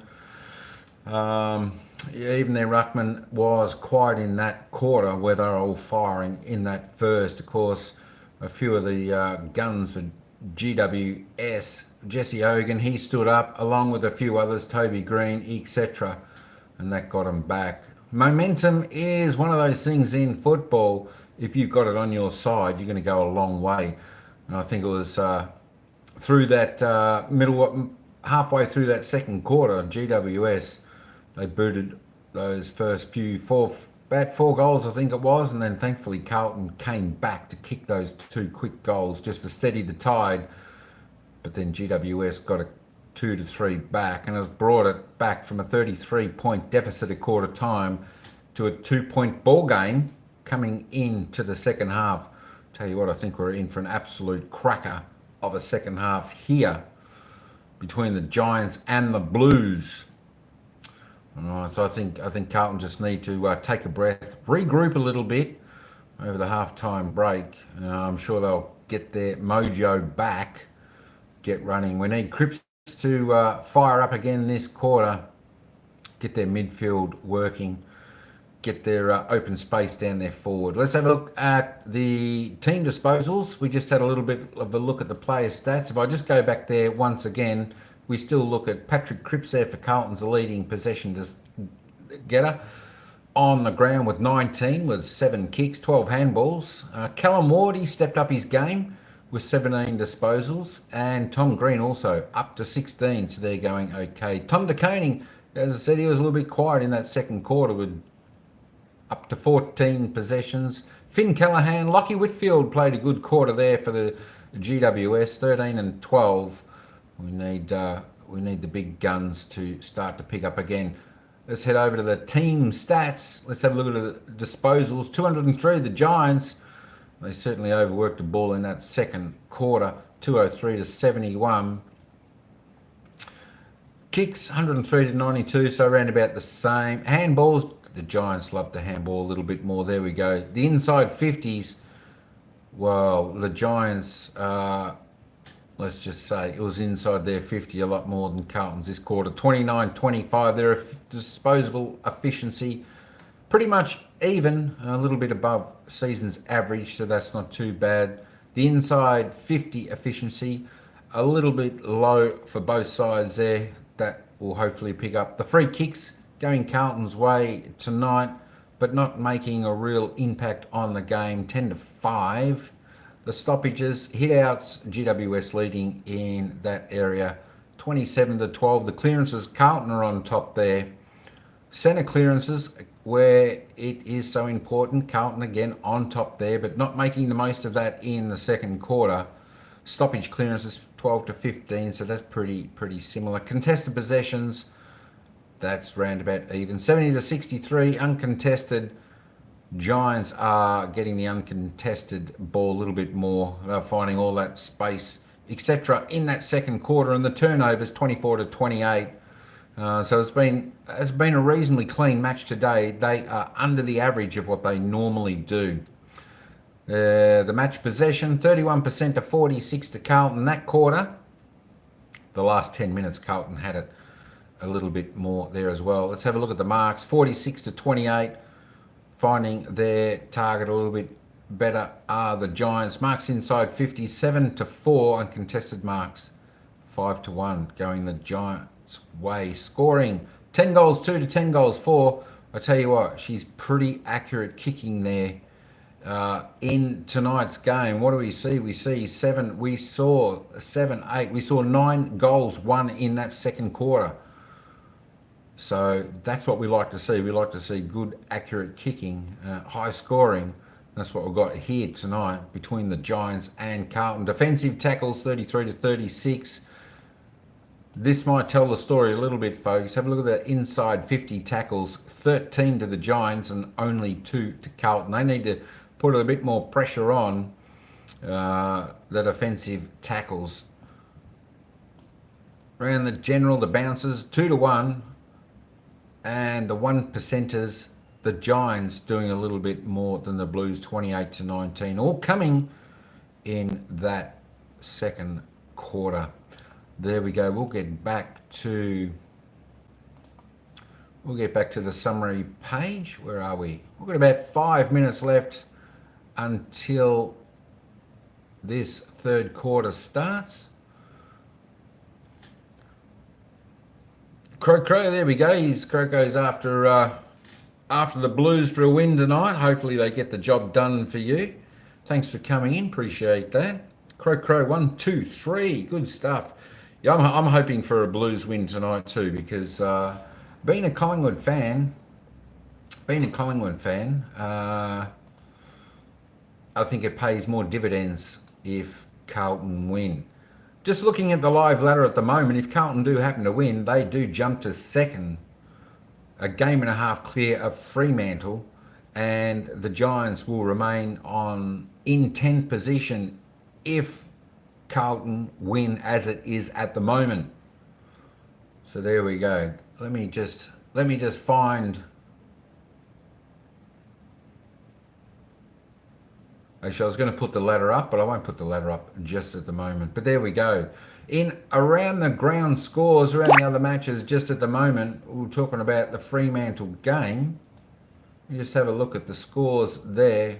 We've got the Fremantle Dockers there, 5-3-33. They're leading the Richmond Tigers 2-3-15, 16 minutes into the second quarter over there at Optus Stadium in Perth. So for all those folks out there who are Carlton, if Fremantle win, they'll still be a game and a half behind Carlton. But if Carlton happen to lose, they will be half a game still clear in second spot, Carlton. And I think Carlton will, if they win tonight, they'll only be one game behind Sydney Swans, who I think play tomorrow. They play St Kilda tomorrow. So there we go. There we go. So it's going to be a cracker of a second half coming up. Let me tell you that. It's going to be a cracking of a second half. GWS Giants 10-262, trail Carlton 10-4-64. We're 3.5 minutes away from the start of the second half. And as soon as the commentators get back on, I'll bring them to you with the game, with the start of the second half.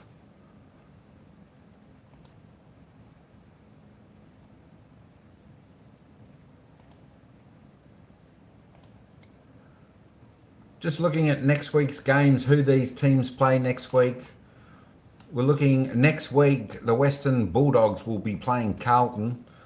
So that'll be another vital game for both teams. So the Carlton will play the Western Bulldogs next week. And of course, the GW Giants will play Richmond at the MCG here in Melbourne. So that could be a win to the Giants next week, all going well for them.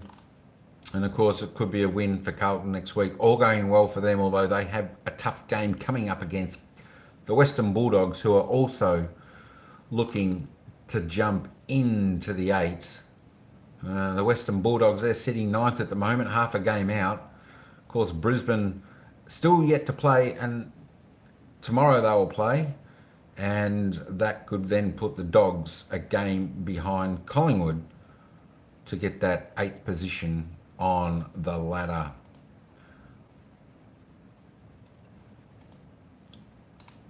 But so far so good. It's a cracking game. If you're watching the game, you'll be going, what's going on here?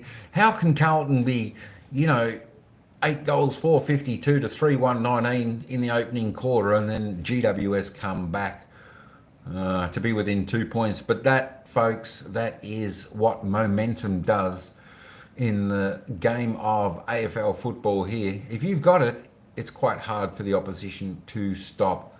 I think Carlton probably should have just slowed the game down a little bit, taken possession, because it's been a pretty fast-paced game for the first half.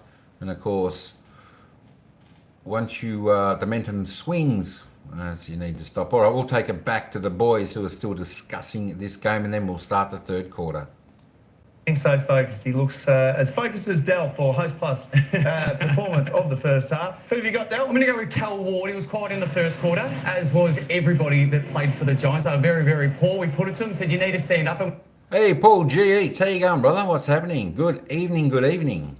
14 disposals, and we spoke about that midfield reliance to give yourself some field position, particularly out of clearances. He was superb, so he's got them back into the game. Once again, the question is, can they continue? Well, it's a little bit of a cripper watch also. 19 to half time, we discussed that. He's done 40s back-to-back. And, Jono, in terms of who needs to lift in the second half, normally Dermot has the barbecue, but he's handballed it onto you. Tell it like it is, Bradley.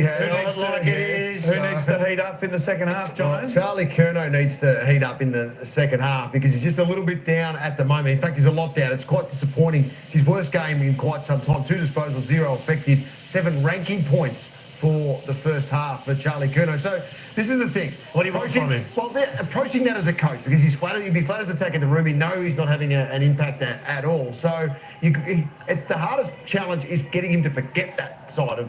Do you sub him out, Bradley? No, you don't. You know what, like when the nicest person in football had to say something bad about someone. It's been my favourite part of tonight. I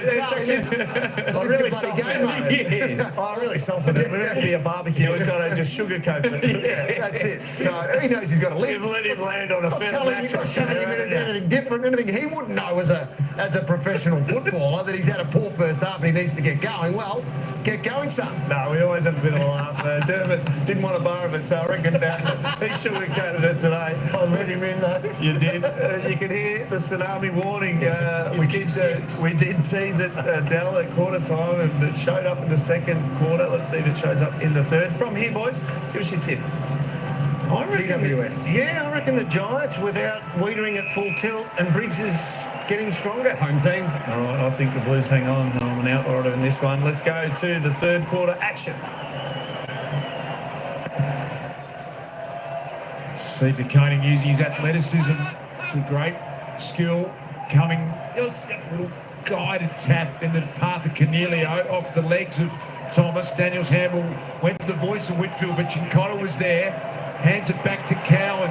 Curno's been really well held. Buckley's done a great job there. Walsh trying to find a way onto the footy to Koning. He's getting so much more capable around the ball. Walsh, still a 50-50 ball to be won. Nice hands. Green to Callahan. Goes on the non-preferred. An awkward one for Riccardi. Still withering, not quite moving 100%. In the back of that hip pointer that we saw in the first half. Picked up by Callahan. High ball. Look out for Jesse Hogan. He's marked everything. Oh, Jesse! Brilliant! Party time for Jesse.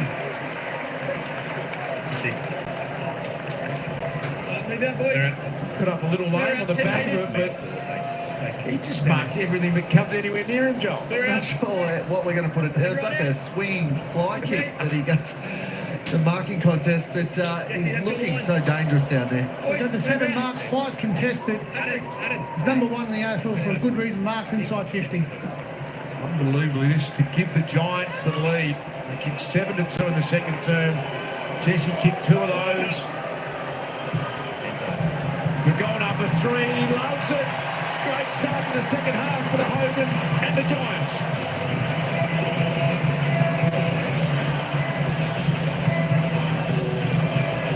Giants fans, we're in full voice here. Engie Stadium. 59 points they trailed by just before quarter time. How about this turnaround?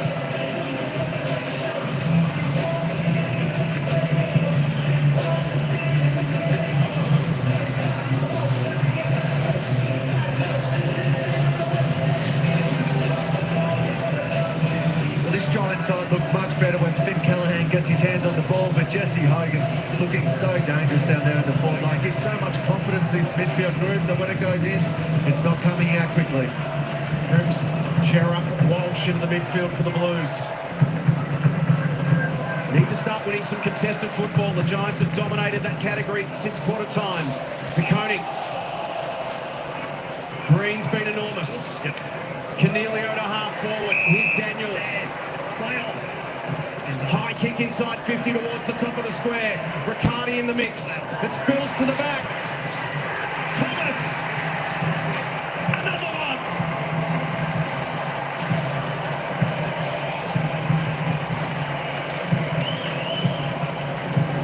Once again off the back of a centre clearance. They get it inside 50.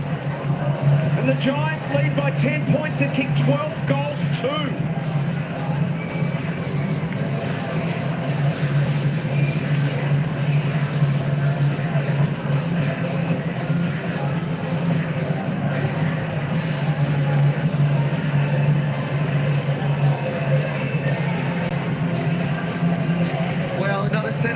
Goal here for the Giants, and Briggs just never gave up on that. It was Caniglio over the top, a great kick that made sure that the Giants got the ball going forward and just making opportunities, taking ground on this blue side at the moment, putting him really under pressure. Carlton got that 39-point lead. It's 10 goals won the Giants, just 2 goals for Carlton. Another one coming up here. Himmelberg, Daniels fighting hard for it. McGovern on hands and knees. They're under all sorts of pressure. Cowan held up. Tom De Koning has to respond now because Briggs has started to really get a hold of him. You just see that huge body presence that he's got, Briggs, as you mentioned, Bolts. He's a man mountain. Ollie Hollins wants the boundary line. Unable to get it.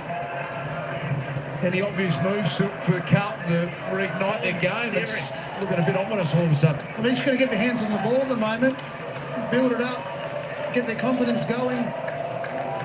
Briggs has had more than double the hit-outs and double the hits to advantage as well. He gets another clearance here. Cornelio sells the dummy, snaps goalward, misses left. And that's where it starts. As Jude just said, Briggs is getting control now around the stoppages. He's manhandling his direct opponent. Charlie Curnow, just the 2 disposals in this game. He hasn't had a lot of opportunity. I would love to get the superstar some more of the footy. This is Cowan, and just second-guessing themselves at the moment, the Blues. Might be one dance where they bring him up the ground, put him behind the footy for a period of time just so he can get his hands on it and then take the ball down the field and he can move with it. Jordan Boyd has it. Down the line, looking for Cripps. Able to complete the mark at about his throwing. The Giants just look like they have got everything going their way at the moment. Patrick Cripps 11 touches in the first quarter, 8 cents, up to 19 for the game. As the Giants crowd find their voice, great challenge now for the Blues. Daniels' handball over the top to Whitfield. GWS dominating on the inside and getting it to the outside. Green's kick inside 50. McGovern couldn't hang on. Boyd. Handball misses the target. Hollins comes across. Back to Daniels. Wiedering versus Hogan. Wiedering pokes it to space. Fonte. Steps Chincotta. Tiny kick down the line. Finds Green at 52. McCarty in the pocket. Toby Green at the top of the square. Griggs gets back down there now. Standing there. Tom Green sets himself. He's had 19 touches. Level with Cripps.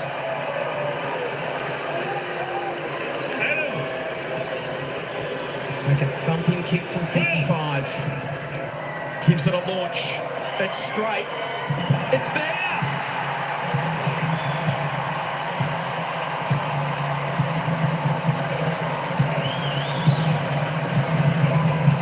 Giants by 17 points.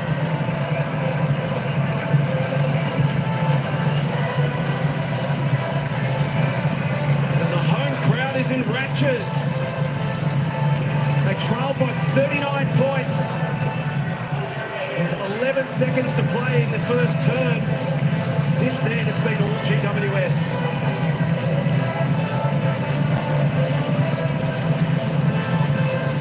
Goes back and he backs himself in. Really good by the GWS forwards. There's Riccardi, there's a push there, but they let it go. DeConey should be coming through with some authority to punch that through. Good work, Giants.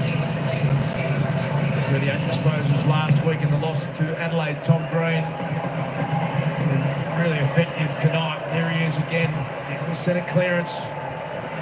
It's in the direction of Toby. McMullen and Green, the two Tobys there to contest. Kemp wins it back. Ollie Hollins just a little fumble at the moment. The Blues under enormous Giants pressure. Toby Green picks it up. Back inside 50. Jesse Hogan. There's Wiedering doing what he does best. Daniels to Bedford. Himmelberg wants to be the link on the chain. Callahan's going to get it instead. Got the class, but not the finish. The left footer went against him, didn't he? He's probably better off giving it to Himmelberg. He's still wrapping on his right foot. Going with the flow. Blues need some time with football in hand here. Look at that. It is all one-way traffic. First need to stabilise this situation. McGovern up the middle. That's an aggressive kick. Iden at the back. Options everywhere at the moment for the Giants. Kennedy pressures Green, but can't prevent the kick to Jones. Well, they're running the ball now, the Giants. Carlton's still got 13 players. We haven't touched the ball this quarter. What an extraordinary turnaround. Carlton's first quarter was electrifying. So the challenge come in.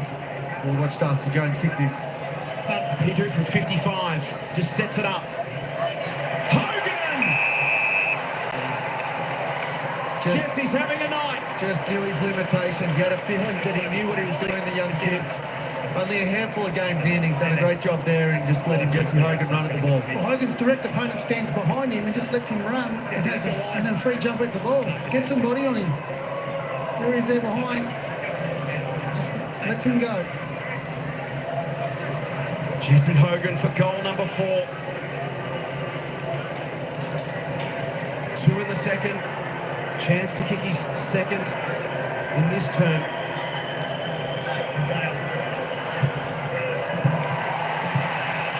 Hogan's got 4. Giants lead by 4.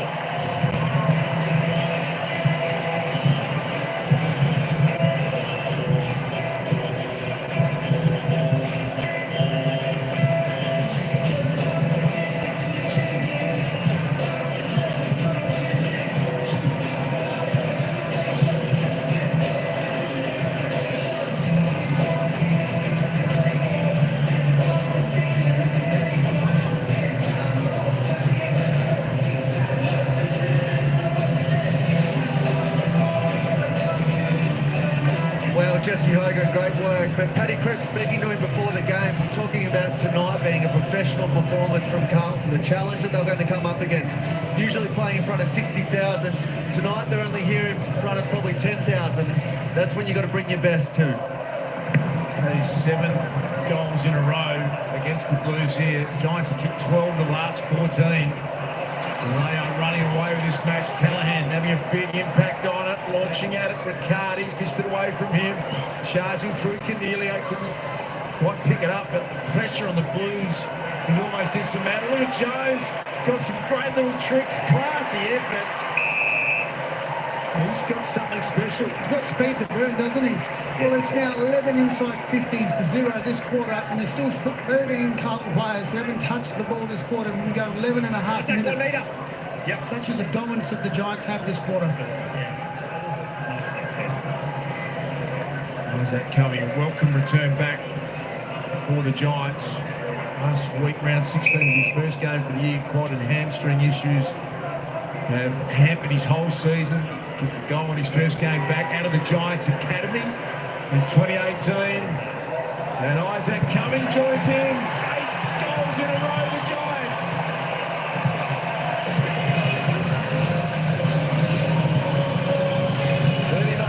Deficit into a 30-point lead. Good, healthy crowd enjoying the Giants. They're back. A rough patch, but some confidence building tonight.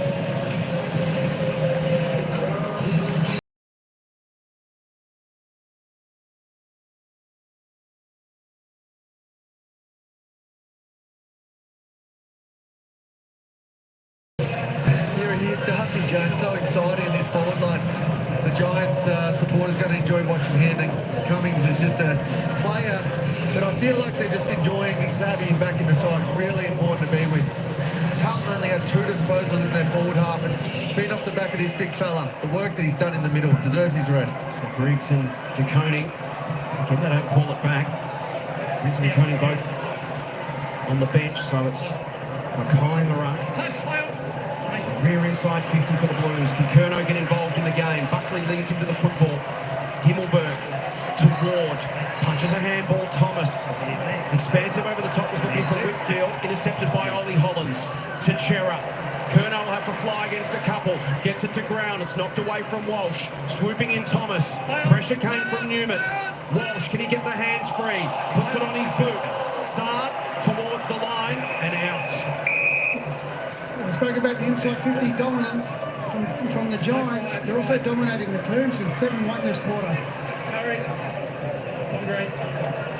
Extraordinary turnaround in this game. Great credit to the Giants back at home. After round 7, they look like the team to beat. They've found their feet again. Mackay started this game. He looked like he was going to dominate. It's been a bit quiet since Iden wrapped up in a Fantasia tackle. Thank you. Thanks, lad. Rucks. Patrick. Thank you, son. Unanswered goals this quarter. And Paddy Cripps finds something here. Collins. Fogarty trying to keep it alive. The Giants have got numbers to just hold it up again. Just a bit of a watch on Harry Perryman. He's on the bike at the moment. He's had some work on his right hamstring. Just a little bit of awareness. Another check I'm going to check it, so you may as well let me check it, yeah? Tom Green's nose. Okay, Tom, back here. Tom Patrick, all right? Tom Patrick. Going the ruck against Cripps. Gives it off to Kennedy, who snaps goalward. Just on the wrong side of the post. We saw in the opening term that the Blues can score quickly. Generally comes off the back of clearance dominance. They've been denied that. Can they work their way back into the game? Plenty of time.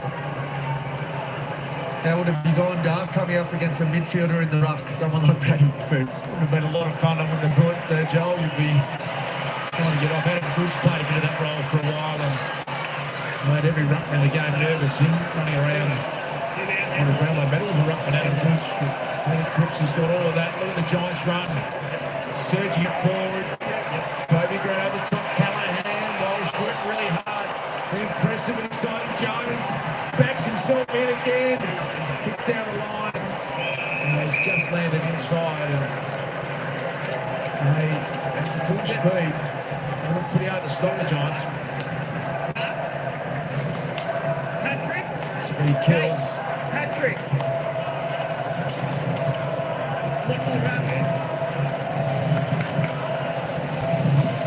Cripps and Riccardi. Newman immediately tackled by Hogan.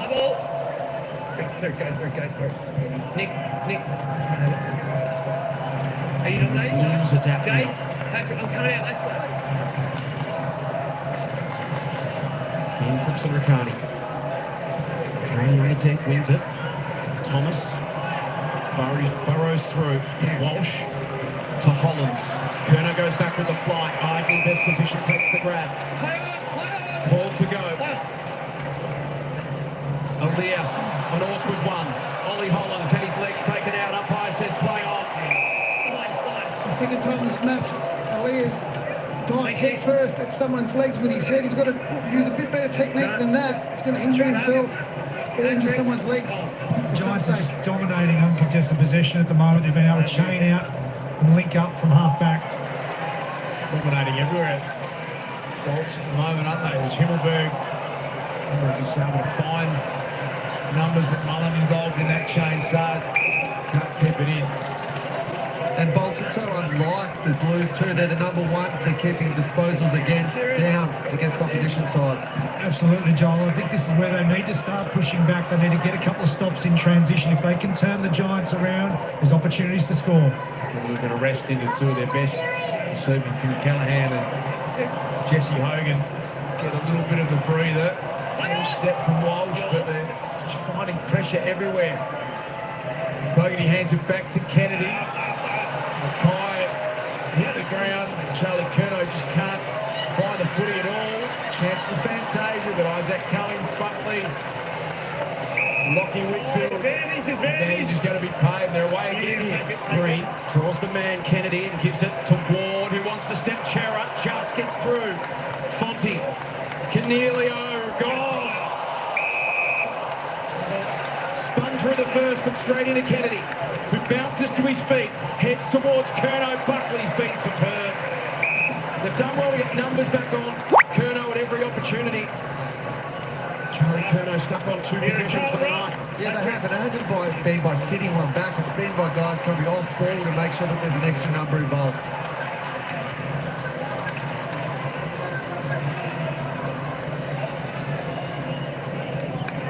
Cripps doing the ruck work, as Joel Silver pointed out. He's a real weapon for Carlton in that role at times, but just cannot get any flow going at all, the Blues.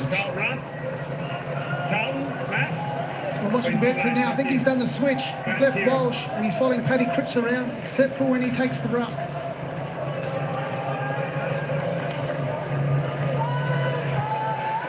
This time it's Kennedy going to do some ruck work. Green's handball taken by Cowan. Handed it back to Fogarty, but immediately wrapped up in a Himmelberg tackle. So the Blues at least stabilise the situation the last 5 or 6 minutes. Now the next challenge is to start scoring off it. Eye contact, Giants. Briggs will have it. He has been dominant. Jump out, Matt. Come back on. Stand. I'll stay here. Moving on. Play on.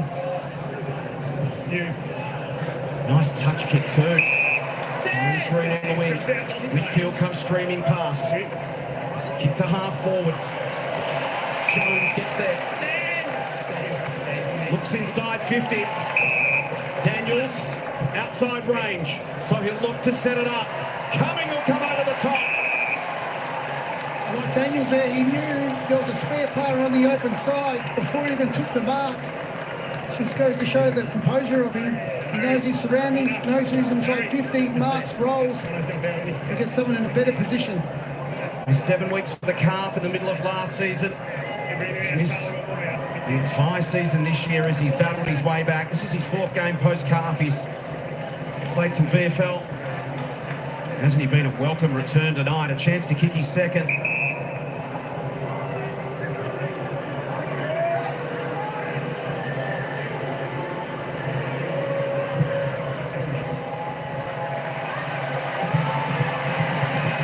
the Giants have cracked the ton.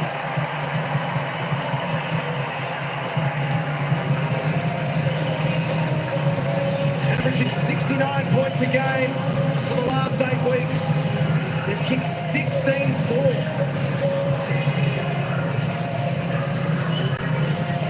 Carlton's momentary pause as they held them up has been broken up by a second goal to Isaac Cumming.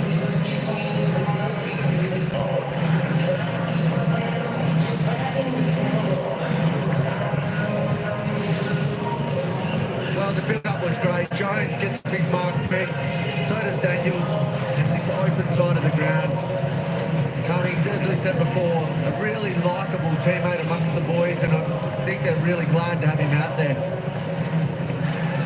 11 separate goal kickers, the Giants. The only 6 goals of this third quarter. How impressive a display has this been since quarter time. Mason Jones, Lockie Whitfield's run, Joe. I know you were talking half-time. Look at how hard he works to get in a position to win the footy. It's impressive, isn't it? Just challenges his opponent all the time. Aerobic athlete, and they're just filling up here, the Giants. You can just feel the confidence building, and since they're going to launch the back half of the year on the back of what's happening here at the moment. And a good mark taken by Kemp. Well, went under siege, the Carlton defence. The Giants have pressed up, really trying to trap this one in their forward half. So Brody Kemp now just steers the kick. Himmelberg in the box seat. It's going to come back with some interest here. Kemp is down. Stop. Injured player. Stop. Yeah, Kemp's on all fours at the moment, struggling to get up, and umpire's just paused. I think the umpire does, Toby. Yeah, but I thought we only stopped the game for the stretcher. No, if the ball is going to go into the zone where the injured player is, and they're obviously saying that Himmelberg's kick's going to go into that zone, so hence they've given Kemp a chance to get up and clear the area. Hypothetically, if the ball's about to come in and use jump on your knees, they stop the game. Yep. Daniels. Thomas wrapped up. Not saying I agree with it, Silk, that's just the interpretation. Yep, because that could be a tactical play. They're coming in, I'm a defender, I'll just get on my knees, stop the play, get the troops down. So I didn't actually know that. I thought it was only stopped for a stretcher or if trainers were in the vicinity. Another stoppage. Minus score for Green. And Carlton ranked second for scoring from stoppage this season, but tonight it's 10 goals to 6 in favour of the GWS. Yeah, we were bragging about the first quarter on how well they were doing at that stat particularly, and the challenge was that GWS has gone straight back at him, ran straight at the wall. Newman. Launching down the line. Charlie's had to come all the way up to get just his third possession. Iden just supremely confident in every movement at the moment. Callahan involved again. Out wide to Ward. Joe, we've been in this situation before. If you're a great team like Carlton that had an incredible start to the year, what does it take to be able to bounce back from a situation like this?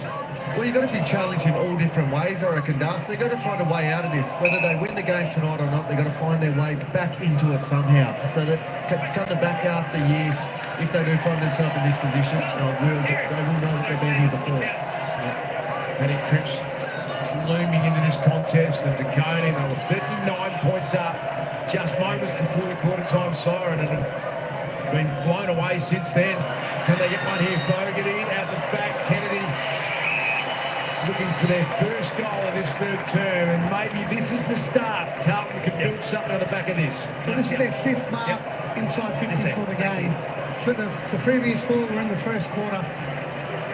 So they've just got to build this kid on the way to getting themselves back in the game. Huge moment in the game. Matty Kennedy steps up to the plate. His team needs him big time. Upgraded to the senior list in 2022. He's just did that one to the near side.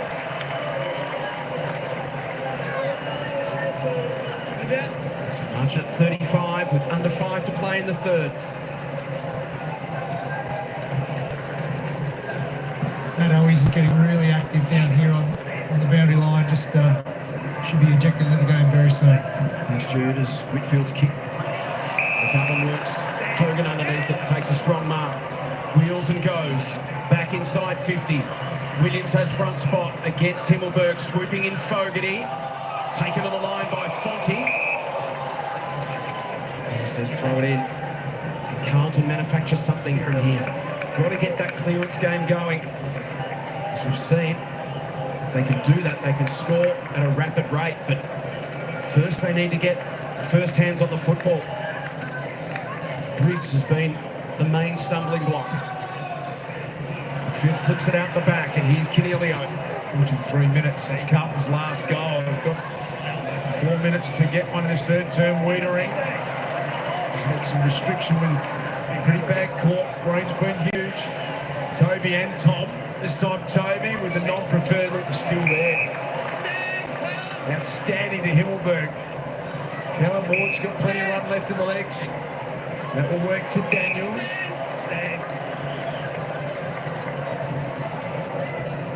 Brent Daniels. See something he likes. Big Briggs has loomed down in the big frame. In front. He has really imposed himself on this game, Phil. He has, especially this quarter. Initially, it was really good play by McGovern to drop back because Green wouldn't kick the ball inside 50. Hence, he had to turn inside, kick on his left to the open side, which gave Briggs the opportunity to run down and compete for the mark. 6 possessions this quarter, 6 contested ones, and 4 clearances. He's been a big mainstay on this side. Joey 0-10 for 2024. I think he'll enjoy this if he can sneak it home. He's now got 11 behinds for the year, Big Kieran. Darcy, you did it to him. I apologise. He did it to himself. He's kicked 11. 7:20 for Kieran Briggs. He's been absolutely outstanding tonight. The man who's had to be trying to deal with him, Tom de Koning, has it at half-back. Not a great kick. Might work out okay for Newman. Pokes it down the line. Mackay tries to turn and is being held. Leah has it. 50. And 50. Against Harry Himmelberg for kicking it away. So Mackay brought well and truly within range.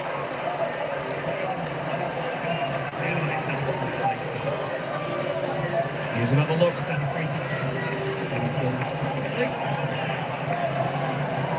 Toe poke from Himmelberg, punished with a 50. Mackay, 25 metres out. There's the time clock.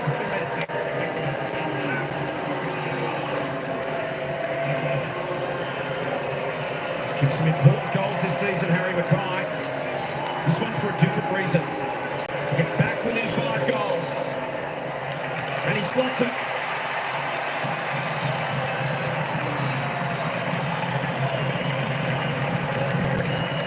Harry Mackay kicks his 4th goal. Margin back to 30 points. Just over 2 minutes to play in the third term. The Blues build off the back of that.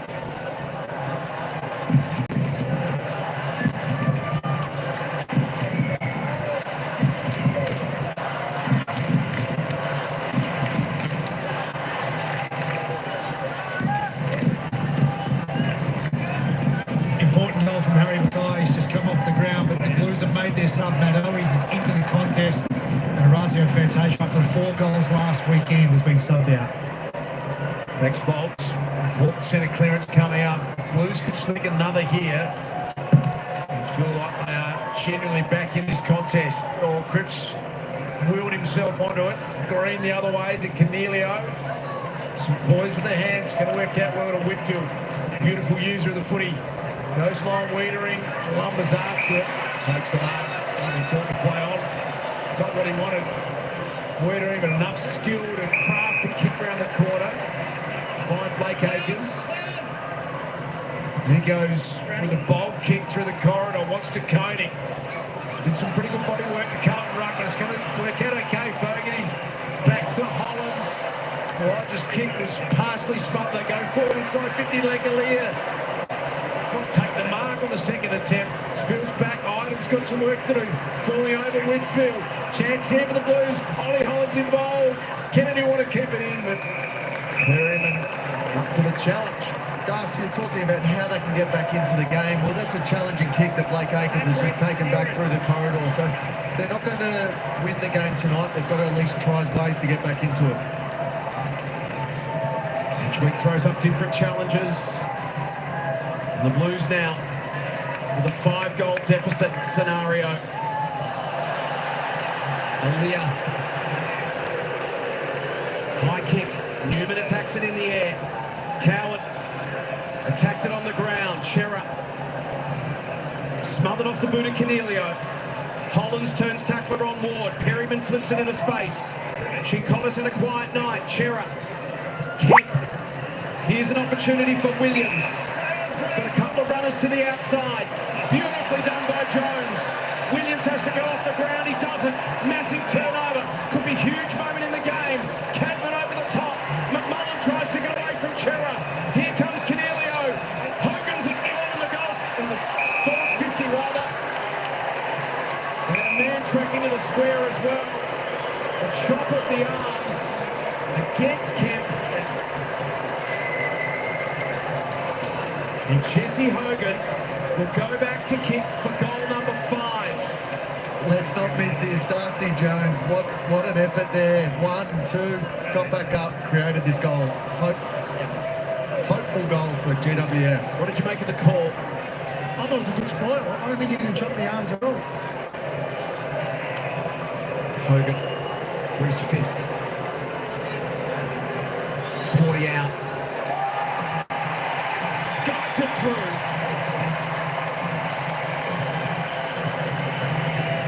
2 in the second, 3 in the third for Hogan.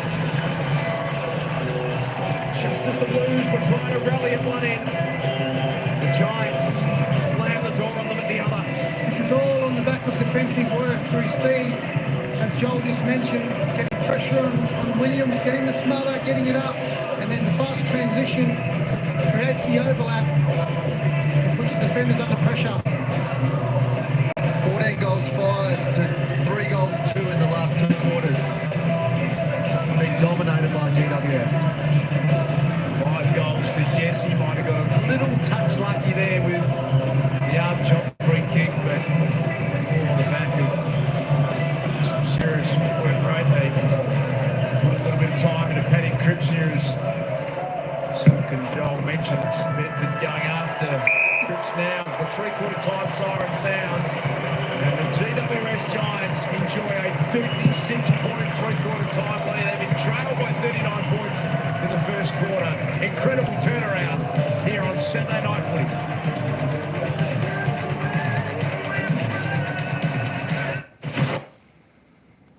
All right, folks, there we go. That is the end of the third quarter. And of course, the GWS Giants continue on their merry way from the second quarter. Since quarter time, the GW Giants have put on 14 goals 5, and Carlton have only kicked 3 goals 2. So that shows you the dominance of the GWS Giants here in this game tonight, especially after Carlton led by as much as 39 points in the first quarter. The Giants have done everything to rectify that and be quite dominant for the last 2 quarters of this match. Of course, we saw Carlton kick a late goal there, and that was a gap of 47 minutes in between goals for Carlton. So 36 points is the margin going into the last quarter. This game's not over yet. If Carlton can regain the momentum and show what they did in the first quarter, this game is still alive. It'll all take place in the opening few minutes of the final quarter when we see if Carlton's got the grit to come back. That being said, though, Carlton have to do everything they can to lower this margin to keep their confidence up for next week's game.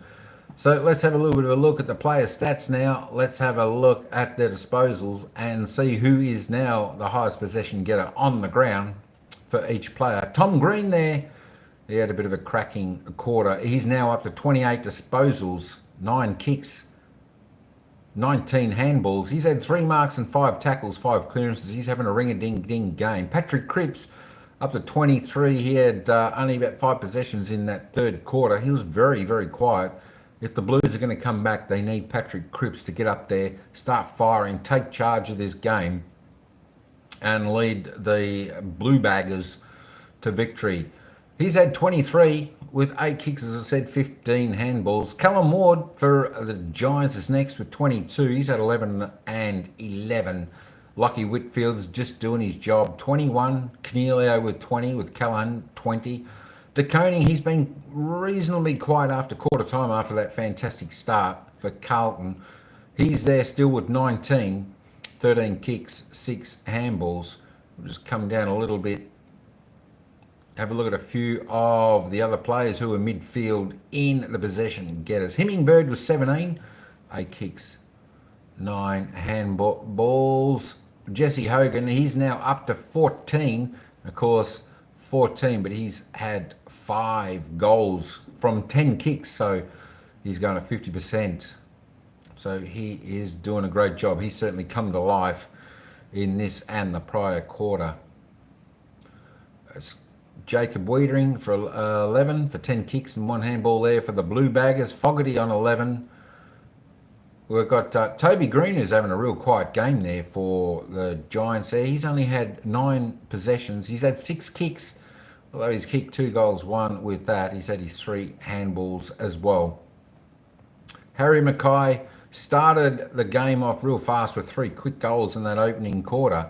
He's only been able to kick that goal late to make it 4. So he needs to lift as well. And of course, Charlie Curnow for Carlton, he's only had 3 disposals. He's had 3 kicks. He's kicked 1 behind. He's been nowhere to be seen in this game. Of course, he needs to lift as well to get Carlton any chance of getting back in this game. They need their 2 big forwards to fire. All right, let's have a look at the goal kickers. We've got Jesse Hogan here for the Giants. He's the leading goal kicker on the ground. He's kicked 5. Harry Mackay for Carlton for 4 goals. Zach Williams for Carlton, he's got 3. Toby Green, he's got 2. Isaac Cumming for the Giants, he's got 2 also. Patrick Cripps for Carlton, he's got 2. And singles to Ward, Thomas, Riccardi, McCullum, Jones, Green, Fantasia, Cornelio, Kira and Bedford. So there's quite a few different goal scorers there, multiple goal scorers there for the Giants, which is always good to see. Just have a quick look at the team stats. Disposals well ahead are the Giants. They've got 80 disposals clear. That's a big margin. So the ball has definitely been in their hands a lot more. Inside 50s, 47 to 35. Well on target for their yearly average of the Giants. Carlton are a little bit undermanned there. It was all attack there for the Giants these last 2 quarters. The efficiency, a little bit down for Carlton in the inside 50s.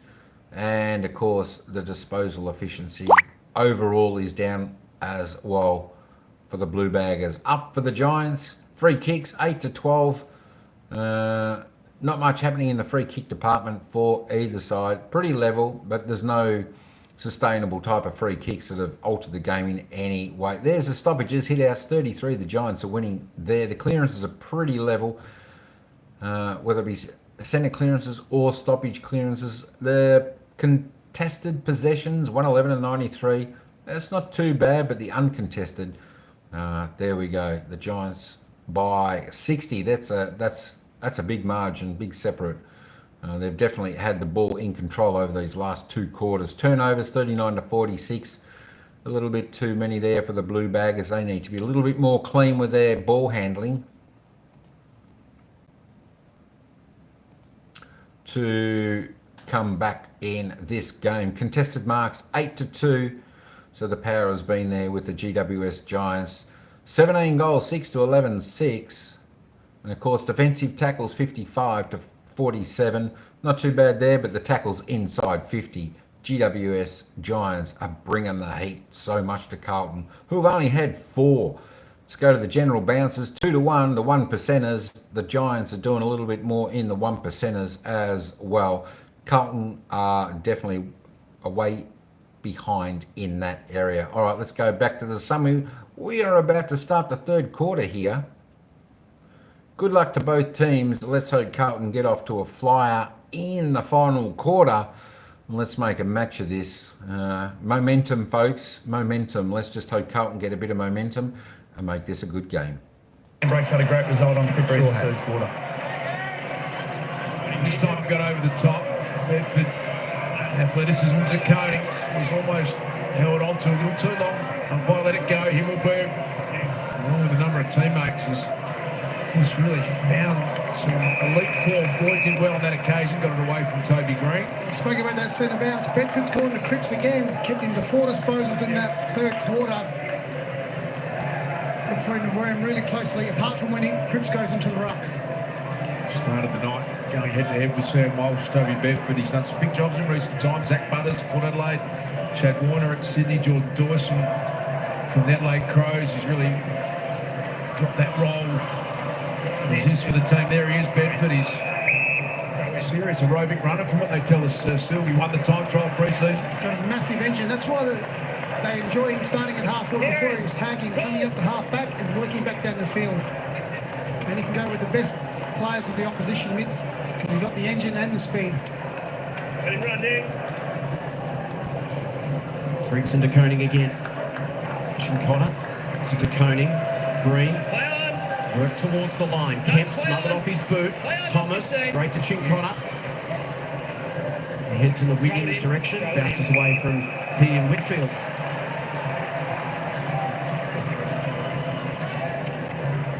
Giants won their first 5 straight at the start of the season. They've lost 7 of their last 10 coming into tonight.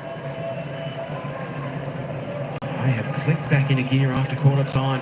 Been a tough contest against Briggs. Whitfield hacks that around the corner. There is Briggs. Daniel's handball almost a little too hot. Good tackle from Bedford on Walsh. Well, the Bedford tag from Cripps, what it's done now is it's Tom Green's rolled over to Walsh. So they're going head-to-head. So that's where Walsh has to get off the chain and join in with the handball links. Cripps' strength. Many are able to outmuscle Briggs in a ruck contest. Just shows the power of Patrick Cripps now. Some good run. Oh, he's a starting sub. Gets it back to Cripps. It was just an awkward one to pick up. And Giants work hard to defend. Speaking of working hard, with Lockie Whitfield coming up for disposal number 24. Spread's been impressive when they've been able to win it on the inside and get it to the outside. They've been more than a handful. Stand. Ivan to Perryman.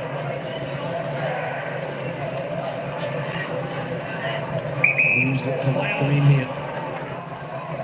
They will take the short option back to Whitfield. Stand, Charlie. Charlie Kerno still stranded on 3 touches. That's offside. Play on. De Koning will fly in from the side. It's in the back, Carlton. Charlie will take the advantage, but will receive the handball. To half forward. Here is Kerno. He's got goals in his last 62 games. This to continue the streak. Buckley just got caught out a little bit there, though. 2 in the marking contest. GWS, they'll be a little bit disappointed in that. Can't sleep on Charlie Kerno, though. Jesse Hogan second on that list has kicked 5 tonight.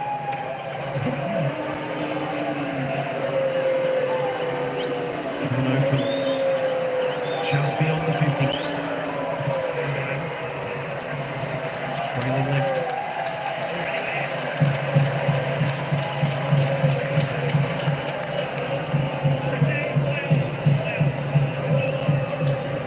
Himmelberg runs his full measure. Jesse's got 5 goals for the night. And Hughes, this is Thomas to Bedford, who looks up and packs the speed.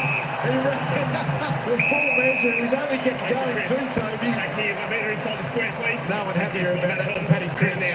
No, and well done to Paddy for if they're 40-odd points down at the moment and, found himself in a position where it was his turn to go. Maybe on the back of that, they can spark something. The Blues constantly inspiring them. The captain, Cripps, Sard's been pretty quiet tonight. Haven't called his name a lot. Rare mark for Charlie. a chance. And look at that kick. It's a 60-metre point. Lace out for Harry Mackay. In the goal square. Who will go back and kick goal number 5.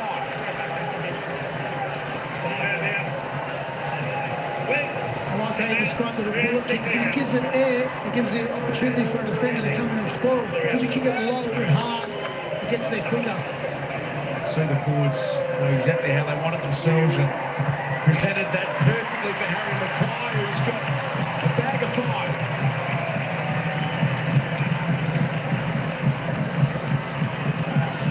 Carlton's first 3 goals of the game, Harry Mackay jumped out of the box, the Blues. That feels like a lifetime ago when they led by 39 points, but all of a sudden we're back to 29.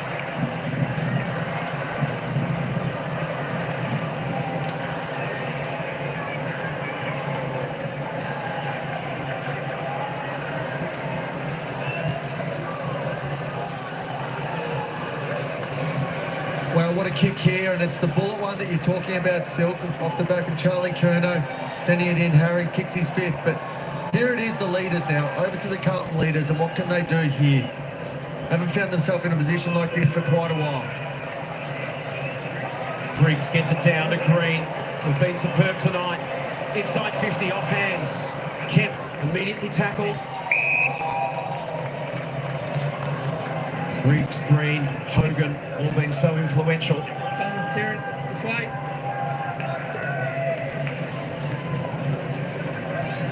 Slap forward. Daniels gets on the end of it. Well done, Wiedering.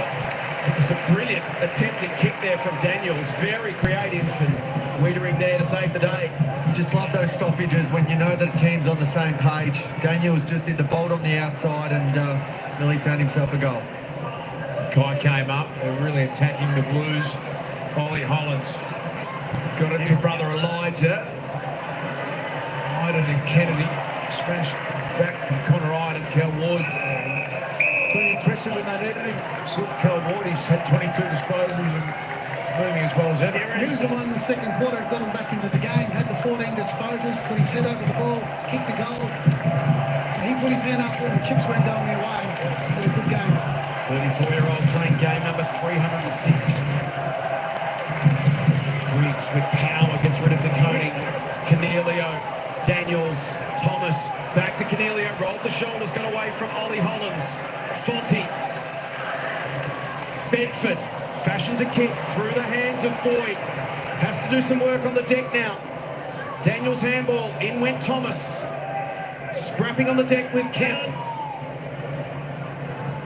Cadman in there as well. Just seen Bedford's work rate then. He was at the stoppage on Paddy Cripps. Paddy Cripps is still walking in defensive 50. Bedford gets inside forward 50 and has 2 or 3 efforts. That's where he's going to try challenge the Carlton skipper. That's 15 for inside 50s tonight, GWS. As Akers comes away for the Blues. Kai and Buckley. Buckley's been outstanding tonight. Spent most of the night on Charlie Curnow, kept him out of the game. Cornelio stepped back into traffic. You won't get past Cripps. Stand! Play on. Immediately releases Walsh, as he often does. Elijah Hollands, quarterback, going back to Sam Walsh. Instead, in the path of Owies. Iden Himmelberg, and they well placed here, the Giants. Although the handball showed a bit of it to Saad. Thomas worked sort of the first game of Fonte. He's had some nice touches. That one will come back through the avenue of Lockie Cowan. Feel the urgency in Carlton's play, trying to open the game up. Got to find at least 5 goals. There's the aggressive kick. McGovern, inside 50, good ball movement to Kennedy. And that's the kick you want inside, because that opens up the whole inside 50. It's not playing in a straight line. Risky kick, but he had the confidence to go for it. You can hear Kennedy takes no time. Sets himself quickly. 10-6 for the season. He slots that one. And the Blues edge closer.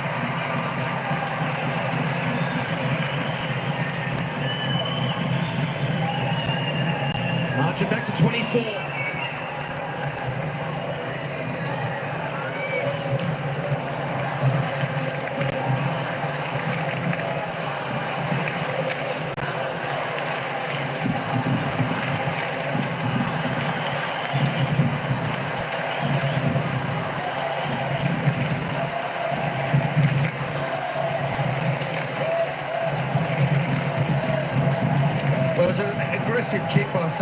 back in the middle, and McGovern just rolls and go. Kennedy plays his position now in the forward line quite often, just making sure that that player in Iden can't jump against Harry and Mackay. Plenty of Harry and Charlie, sorry. Harry and Charlie, who combined for more goals than anyone this season. The Blues have just got a sniff again here. It's Paddy Cripps, centre clearance. Here is Mackay. Can Charlie get on the end of it? Well done again, Buckley. He's been enormous. Nearly ricochet back into the lap of Curnow. Kennedy, in his efforts to surge it forwards, kicked it out of bounds. It's a missed opportunity there, but that's how you create momentum through centre bounce goals. And you get the ball locked in your forward half. Buckley to Himmelberg, pops a handball and goes to Ward, who pops one to Callaghan. The 1-2 receive back from Thomas, and then down the line, Cadman's got some space. Hogan's got a couple to go against in the air here. Boyd comes across, tries to put the block on. Ball hits the deck, swooping in is Jones. Just needs to pick it up. Easier said than done. Flips it back to Daniels. And he misses. Got a teammate on as well behind him for a handball. An easier shot on goal.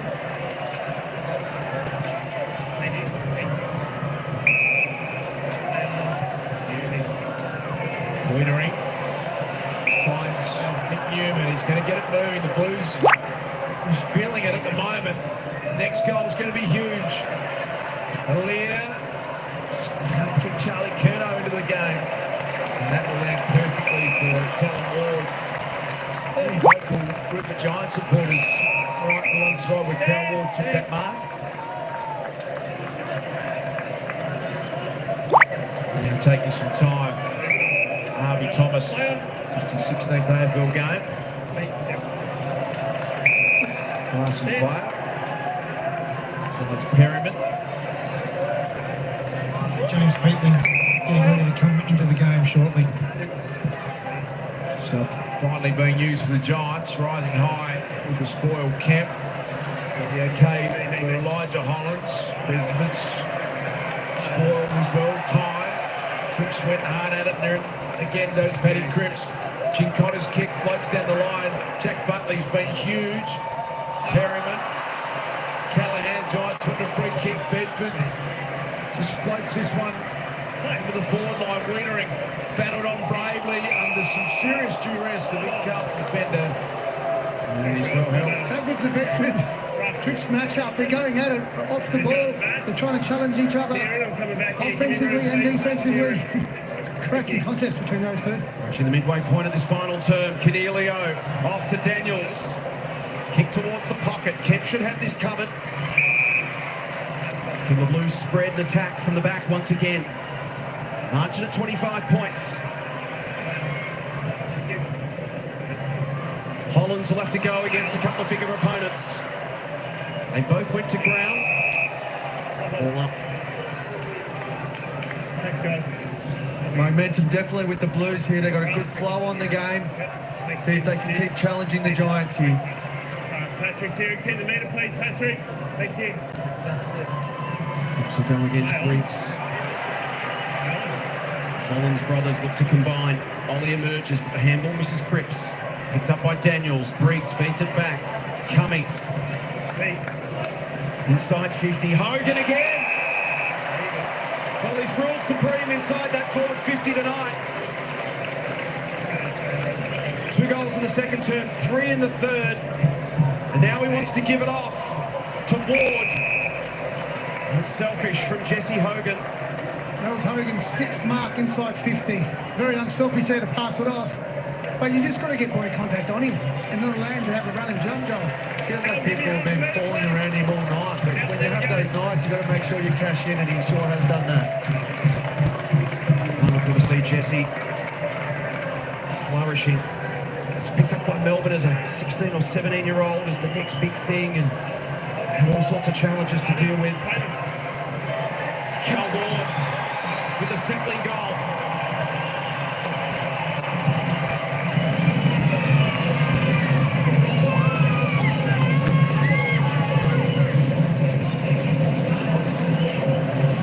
Just as the Blues were looking to rally, try to surge their way back into the game, the Giants come up with the important response.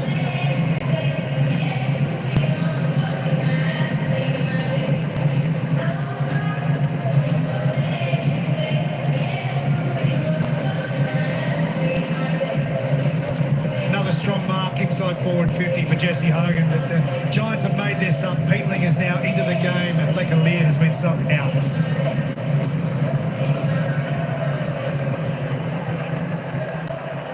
Bolts Adam Kingsley coaching at ground level as he does every week. Carlton, stand. Free kick going away at Chera. Crafts a little kick cleverly to Kennedy. And Kennedy just outside his range, you would think. He's giving it a big ride, top of the square. And it landed in the lap of Charlie Curnow, who for the 63rd match in a row has kicked a goal.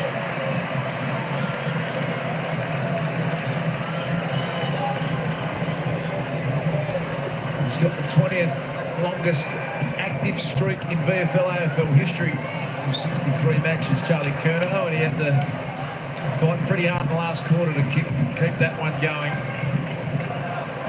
But a tough night for Charlie, but they're back to 25 points.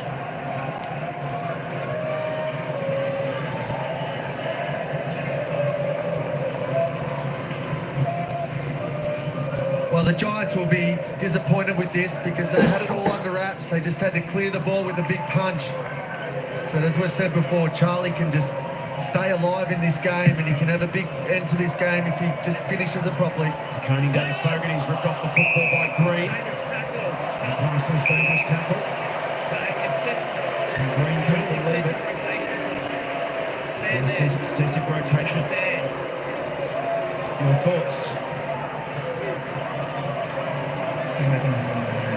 That's a 50-50. They have been called. Inside 50 off the hands of Mackay. Don't think he's in any trouble. Let go. There's another look. Cripps, Williams, Saad to Chera. Spears it low inside 50 and Cowan's got the range from here. Gives it off, not 15, so he puts Chera under some pressure and he just pops it in the air and the moment's lost for the Blues. Kieran Briggs has been so impressive. Sure has. Disposal number 22 for the big ruckman. Massive presence. So yours. We wanted to get him back into that sort of form that he showed tonight at a good battle with DeConing. Jack Buckley set a bit of a task.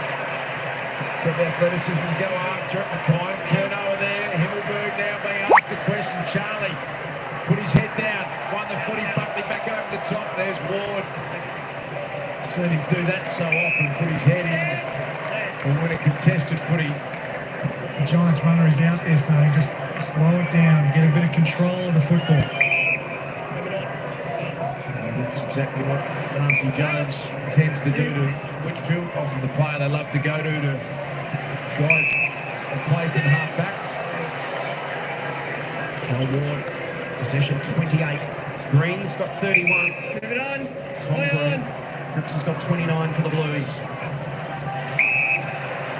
From return for Isaac Cumming. Just his second game of the season. Back into the team last week, 14 possessions and a goal, and tonight he's had some really important touches. 17 and 2 goals. Bedford to Toby Green, to the pocket. Daniels has got a couple of metres on Akers. Turns back onto the left. Mullen couldn't quite hang on. Shrugs away from Walsh. Ripped off his boot by Akers. Cottrell to Cripps. Bounces it towards Curnow. Tried to tap it to Kennedy. Whitfield's run down from behind by Owies. It spills to Bedford. He'll head in the Hogan direction. He's got front position. Great effort from Kent. Lunging fist was perfectly timed.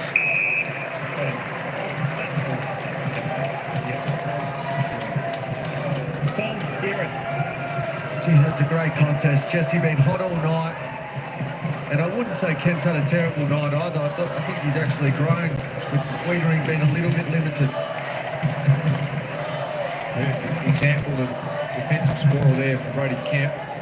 Chera handed it to Boyd. And Charlie Curnow hasn't been his night. It's been Jack Buckley's night. Boyd goes back. Juggled attempt at Mark Williams. Now in defence. He tried the don't argue on McMullen and maybe maybe a little lucky to get away with that one. Well, if you try to donate, isn't that your prayer? When you go to ground tackle and you don't get it out. It's a good tackle from McMullen. Pressure has been a real feature of this game. Coney gets it out. Curnow did well to pick that up, and then he places it beautifully in front of Owies. He sees an open goal square man. Owies had been fall right in front of his own. He's missed.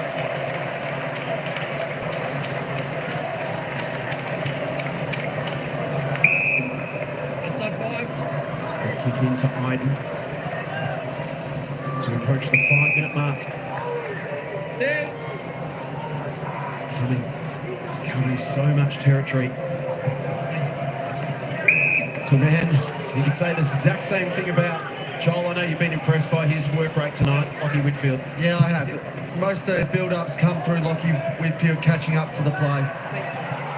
Sard against McMullen. Sard brings it inside for Kennedy.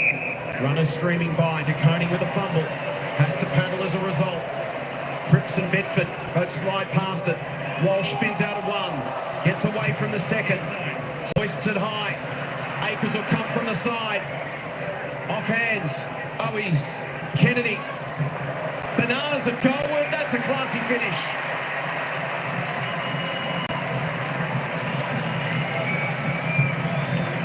Two goals in the final term to Matt Kennedy.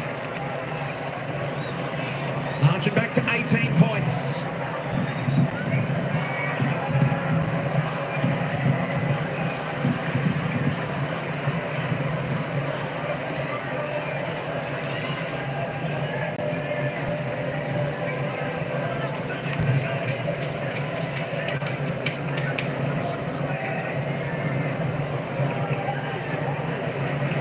Well, they're giving themselves a chance, the Blues. It's off the back of Matt Kennedy. That's his second goal for the game, and 21 disposal. He plays a crucial role down there. And the Giants got to find a way out of here. We speak about the speed of the game. Well, they have the Tsunami and they have the Lockie Whitfield speed. I think they need to play more of that speed to finish this game off. Can the Blues ask another question here? Cripps went after it. They just about had the stoppage. Callahan was brilliant. Hogan charging out of the defensive effort from Cowan. Was equally good. They're going to get rolling here. Newman completely understand the scenario. He's looking for some movement. Spears it in the Curnow direction. That's better. Mark's been paid. We'll get it back from Buckley. You know he always likes to wheel and go, and he's away. Spearing kick, and it's just about Mark Bowies. Picks it up to Akers, and he bends it home. The Blues are back on. They're back within 2 goals from nowhere.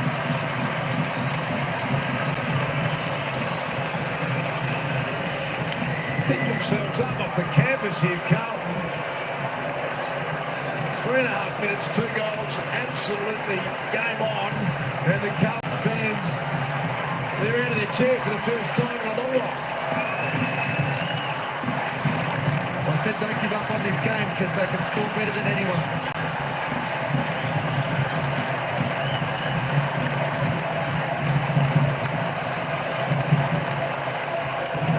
The ball's just flicking around and Akers finds himself in the right spot at the right time. He's had the 17 disposals in his first goal. But that's a quality snap when you think about where it is on the field, the pressure, the time that's left on the clock.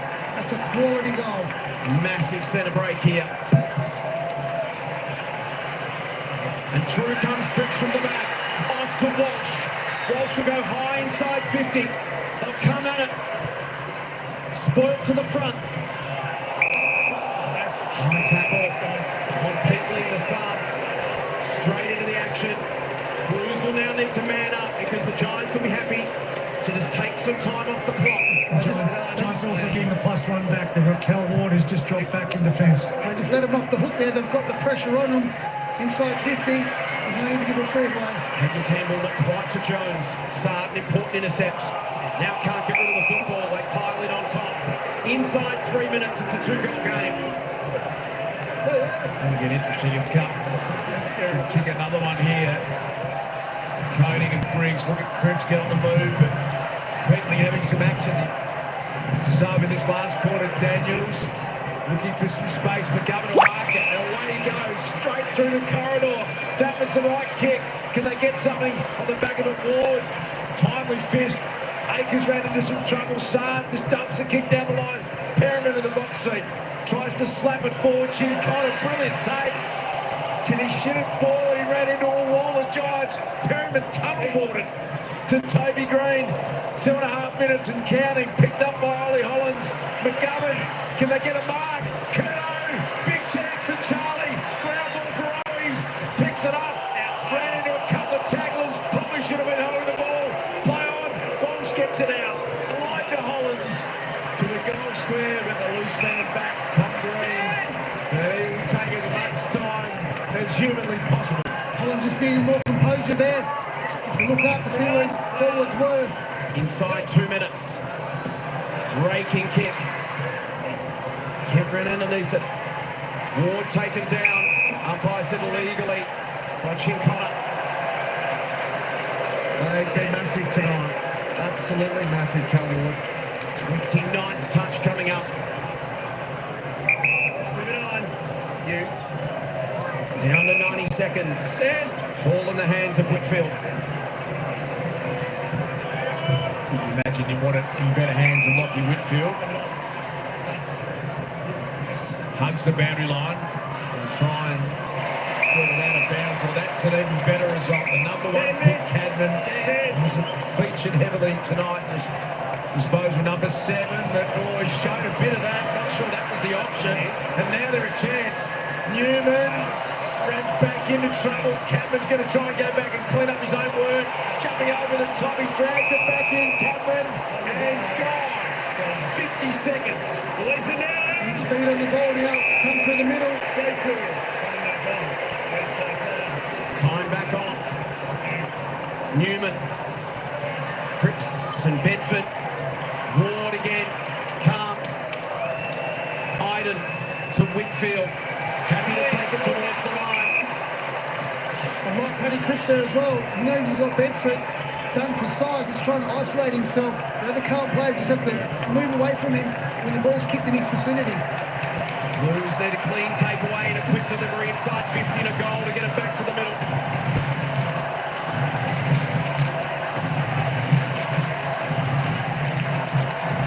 Cripps. Run down. Canelio will be happy with the line. De Koning denies him. Green. Canelio. Smothered off the boot of Wiedering. Cowman, that's smothered as well. McGovern knocks it on. Cripps to Walsh, to Chincotta. Hollins. And the Giants, with what could be a season-defining win, they end Carlton's 5-game winning streak with a victory that could kickstart another charge at September.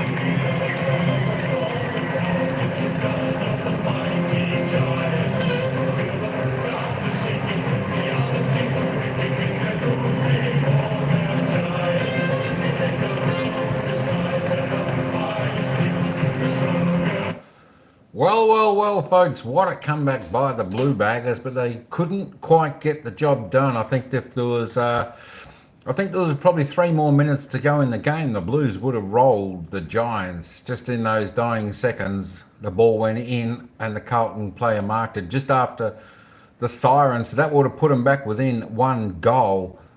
But they just fell short. They did well though. GWS Giants, they only kicked 1 goal, 2 in that last quarter, and Carlton came out reasonably well, kicking 5 goals too. As I said, the margin's big, but there's always a chance. Let's listen to Toby Green.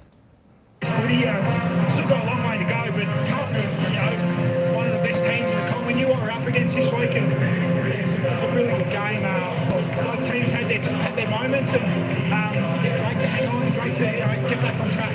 And trying to get that sizzle from half back, trying to get some scores in the front half. And today, Jesse Hogan, outstanding in the front half, wasn't he? Oh, his contest is unbelievable. He's probably the best forward one-on-one in the comp. And I think you saw that again again tonight. But yeah, just I guess we're talking about a good play game in that front half comes from pressure. You can see the further 8 goals in the first term. I mean, how has it turned in your eyes?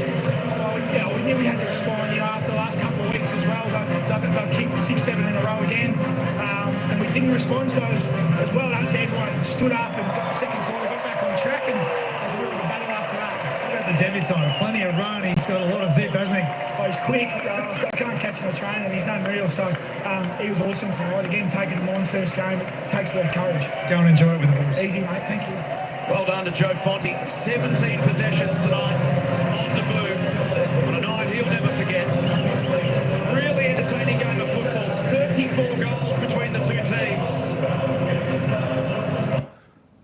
So there we go, folks. As you heard, 34 goals between the two teams. High scoring match here, pretty accurate. 18-8, 116. The GWS Giants defeating the Blue Baggers in Carlton, 16-8, 104. So you can see that worm there. Carlton really kicked off in that first quarter. They led by 39 points at one stage. And then from then on in, it was all the GWS Giants until that last quarter. But it took about 6 minutes before Carlton got on the board with the major in that last quarter, which they need to get a little bit earlier. And then they come back. And they failed only by 2 goals. And it could have been, as I said, another 3 minutes left. And I think the Blue Baggers would have won that. Let's check over at the players' stats there. Let's see who was most effective on the ground. And there it was, Tom Green and Patrick Cripps, both with 33. One each for each team. 33 possessions is good. Lucky Whitfield with 30, with Callum Ward also with 30 for the Giants. Brett Daniels 29 and Cornelio 28. Let's run down the board. Let's see your favourite player, what stats they had.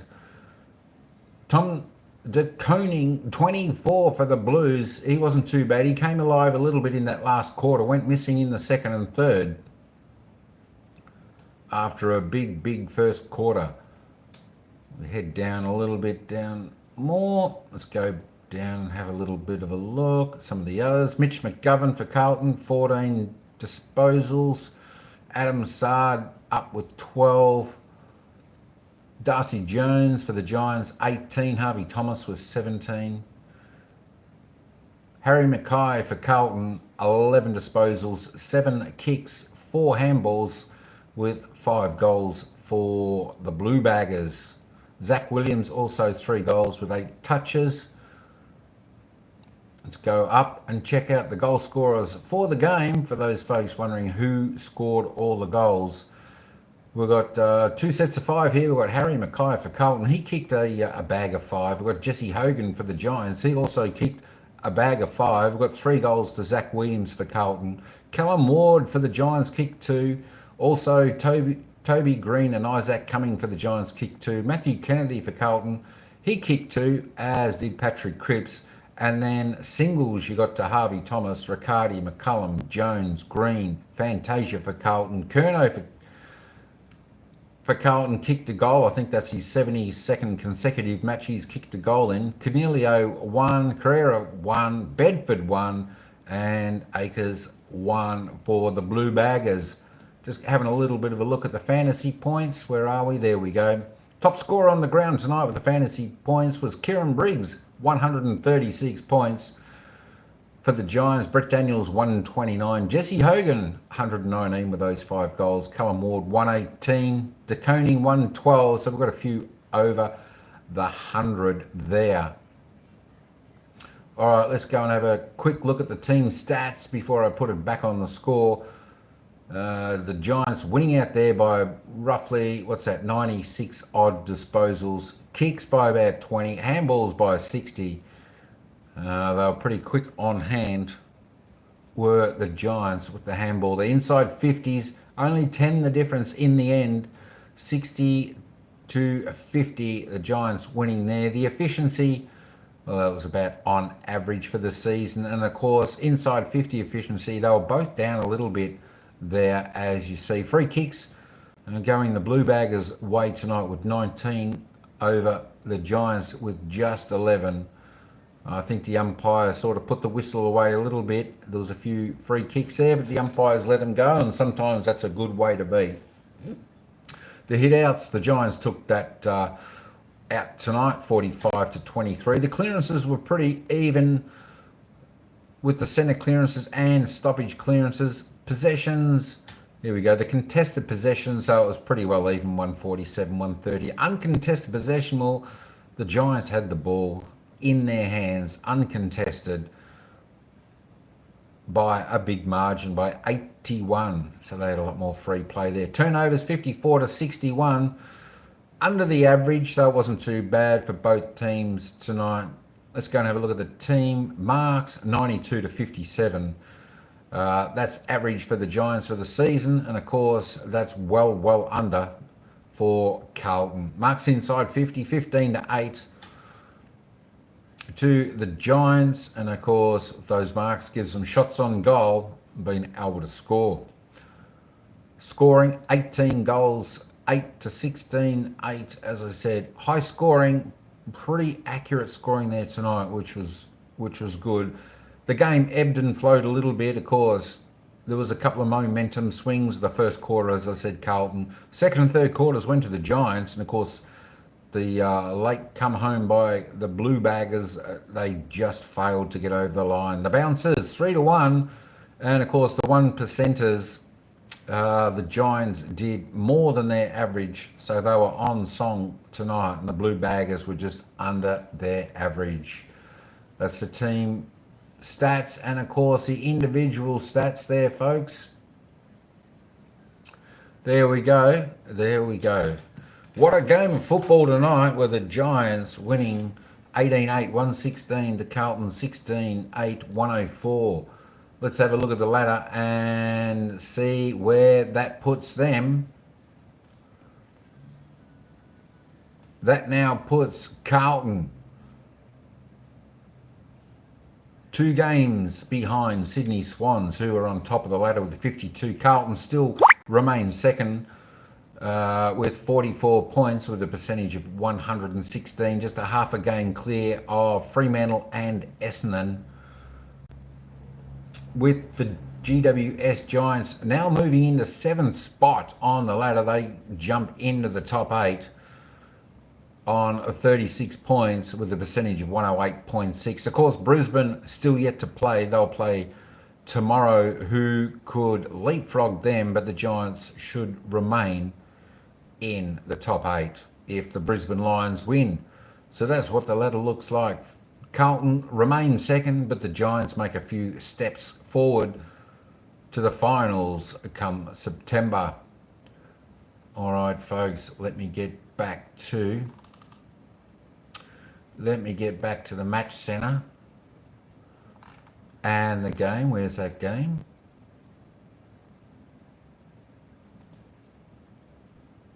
Summary. I want the summary. There we go. That will. There we go. I'll leave it on there. All right, folks. I'll leave this up for a couple of minutes before I bid you a night. Thanks very much, everyone, for coming in. I appreciate that. We'll see you on the next game.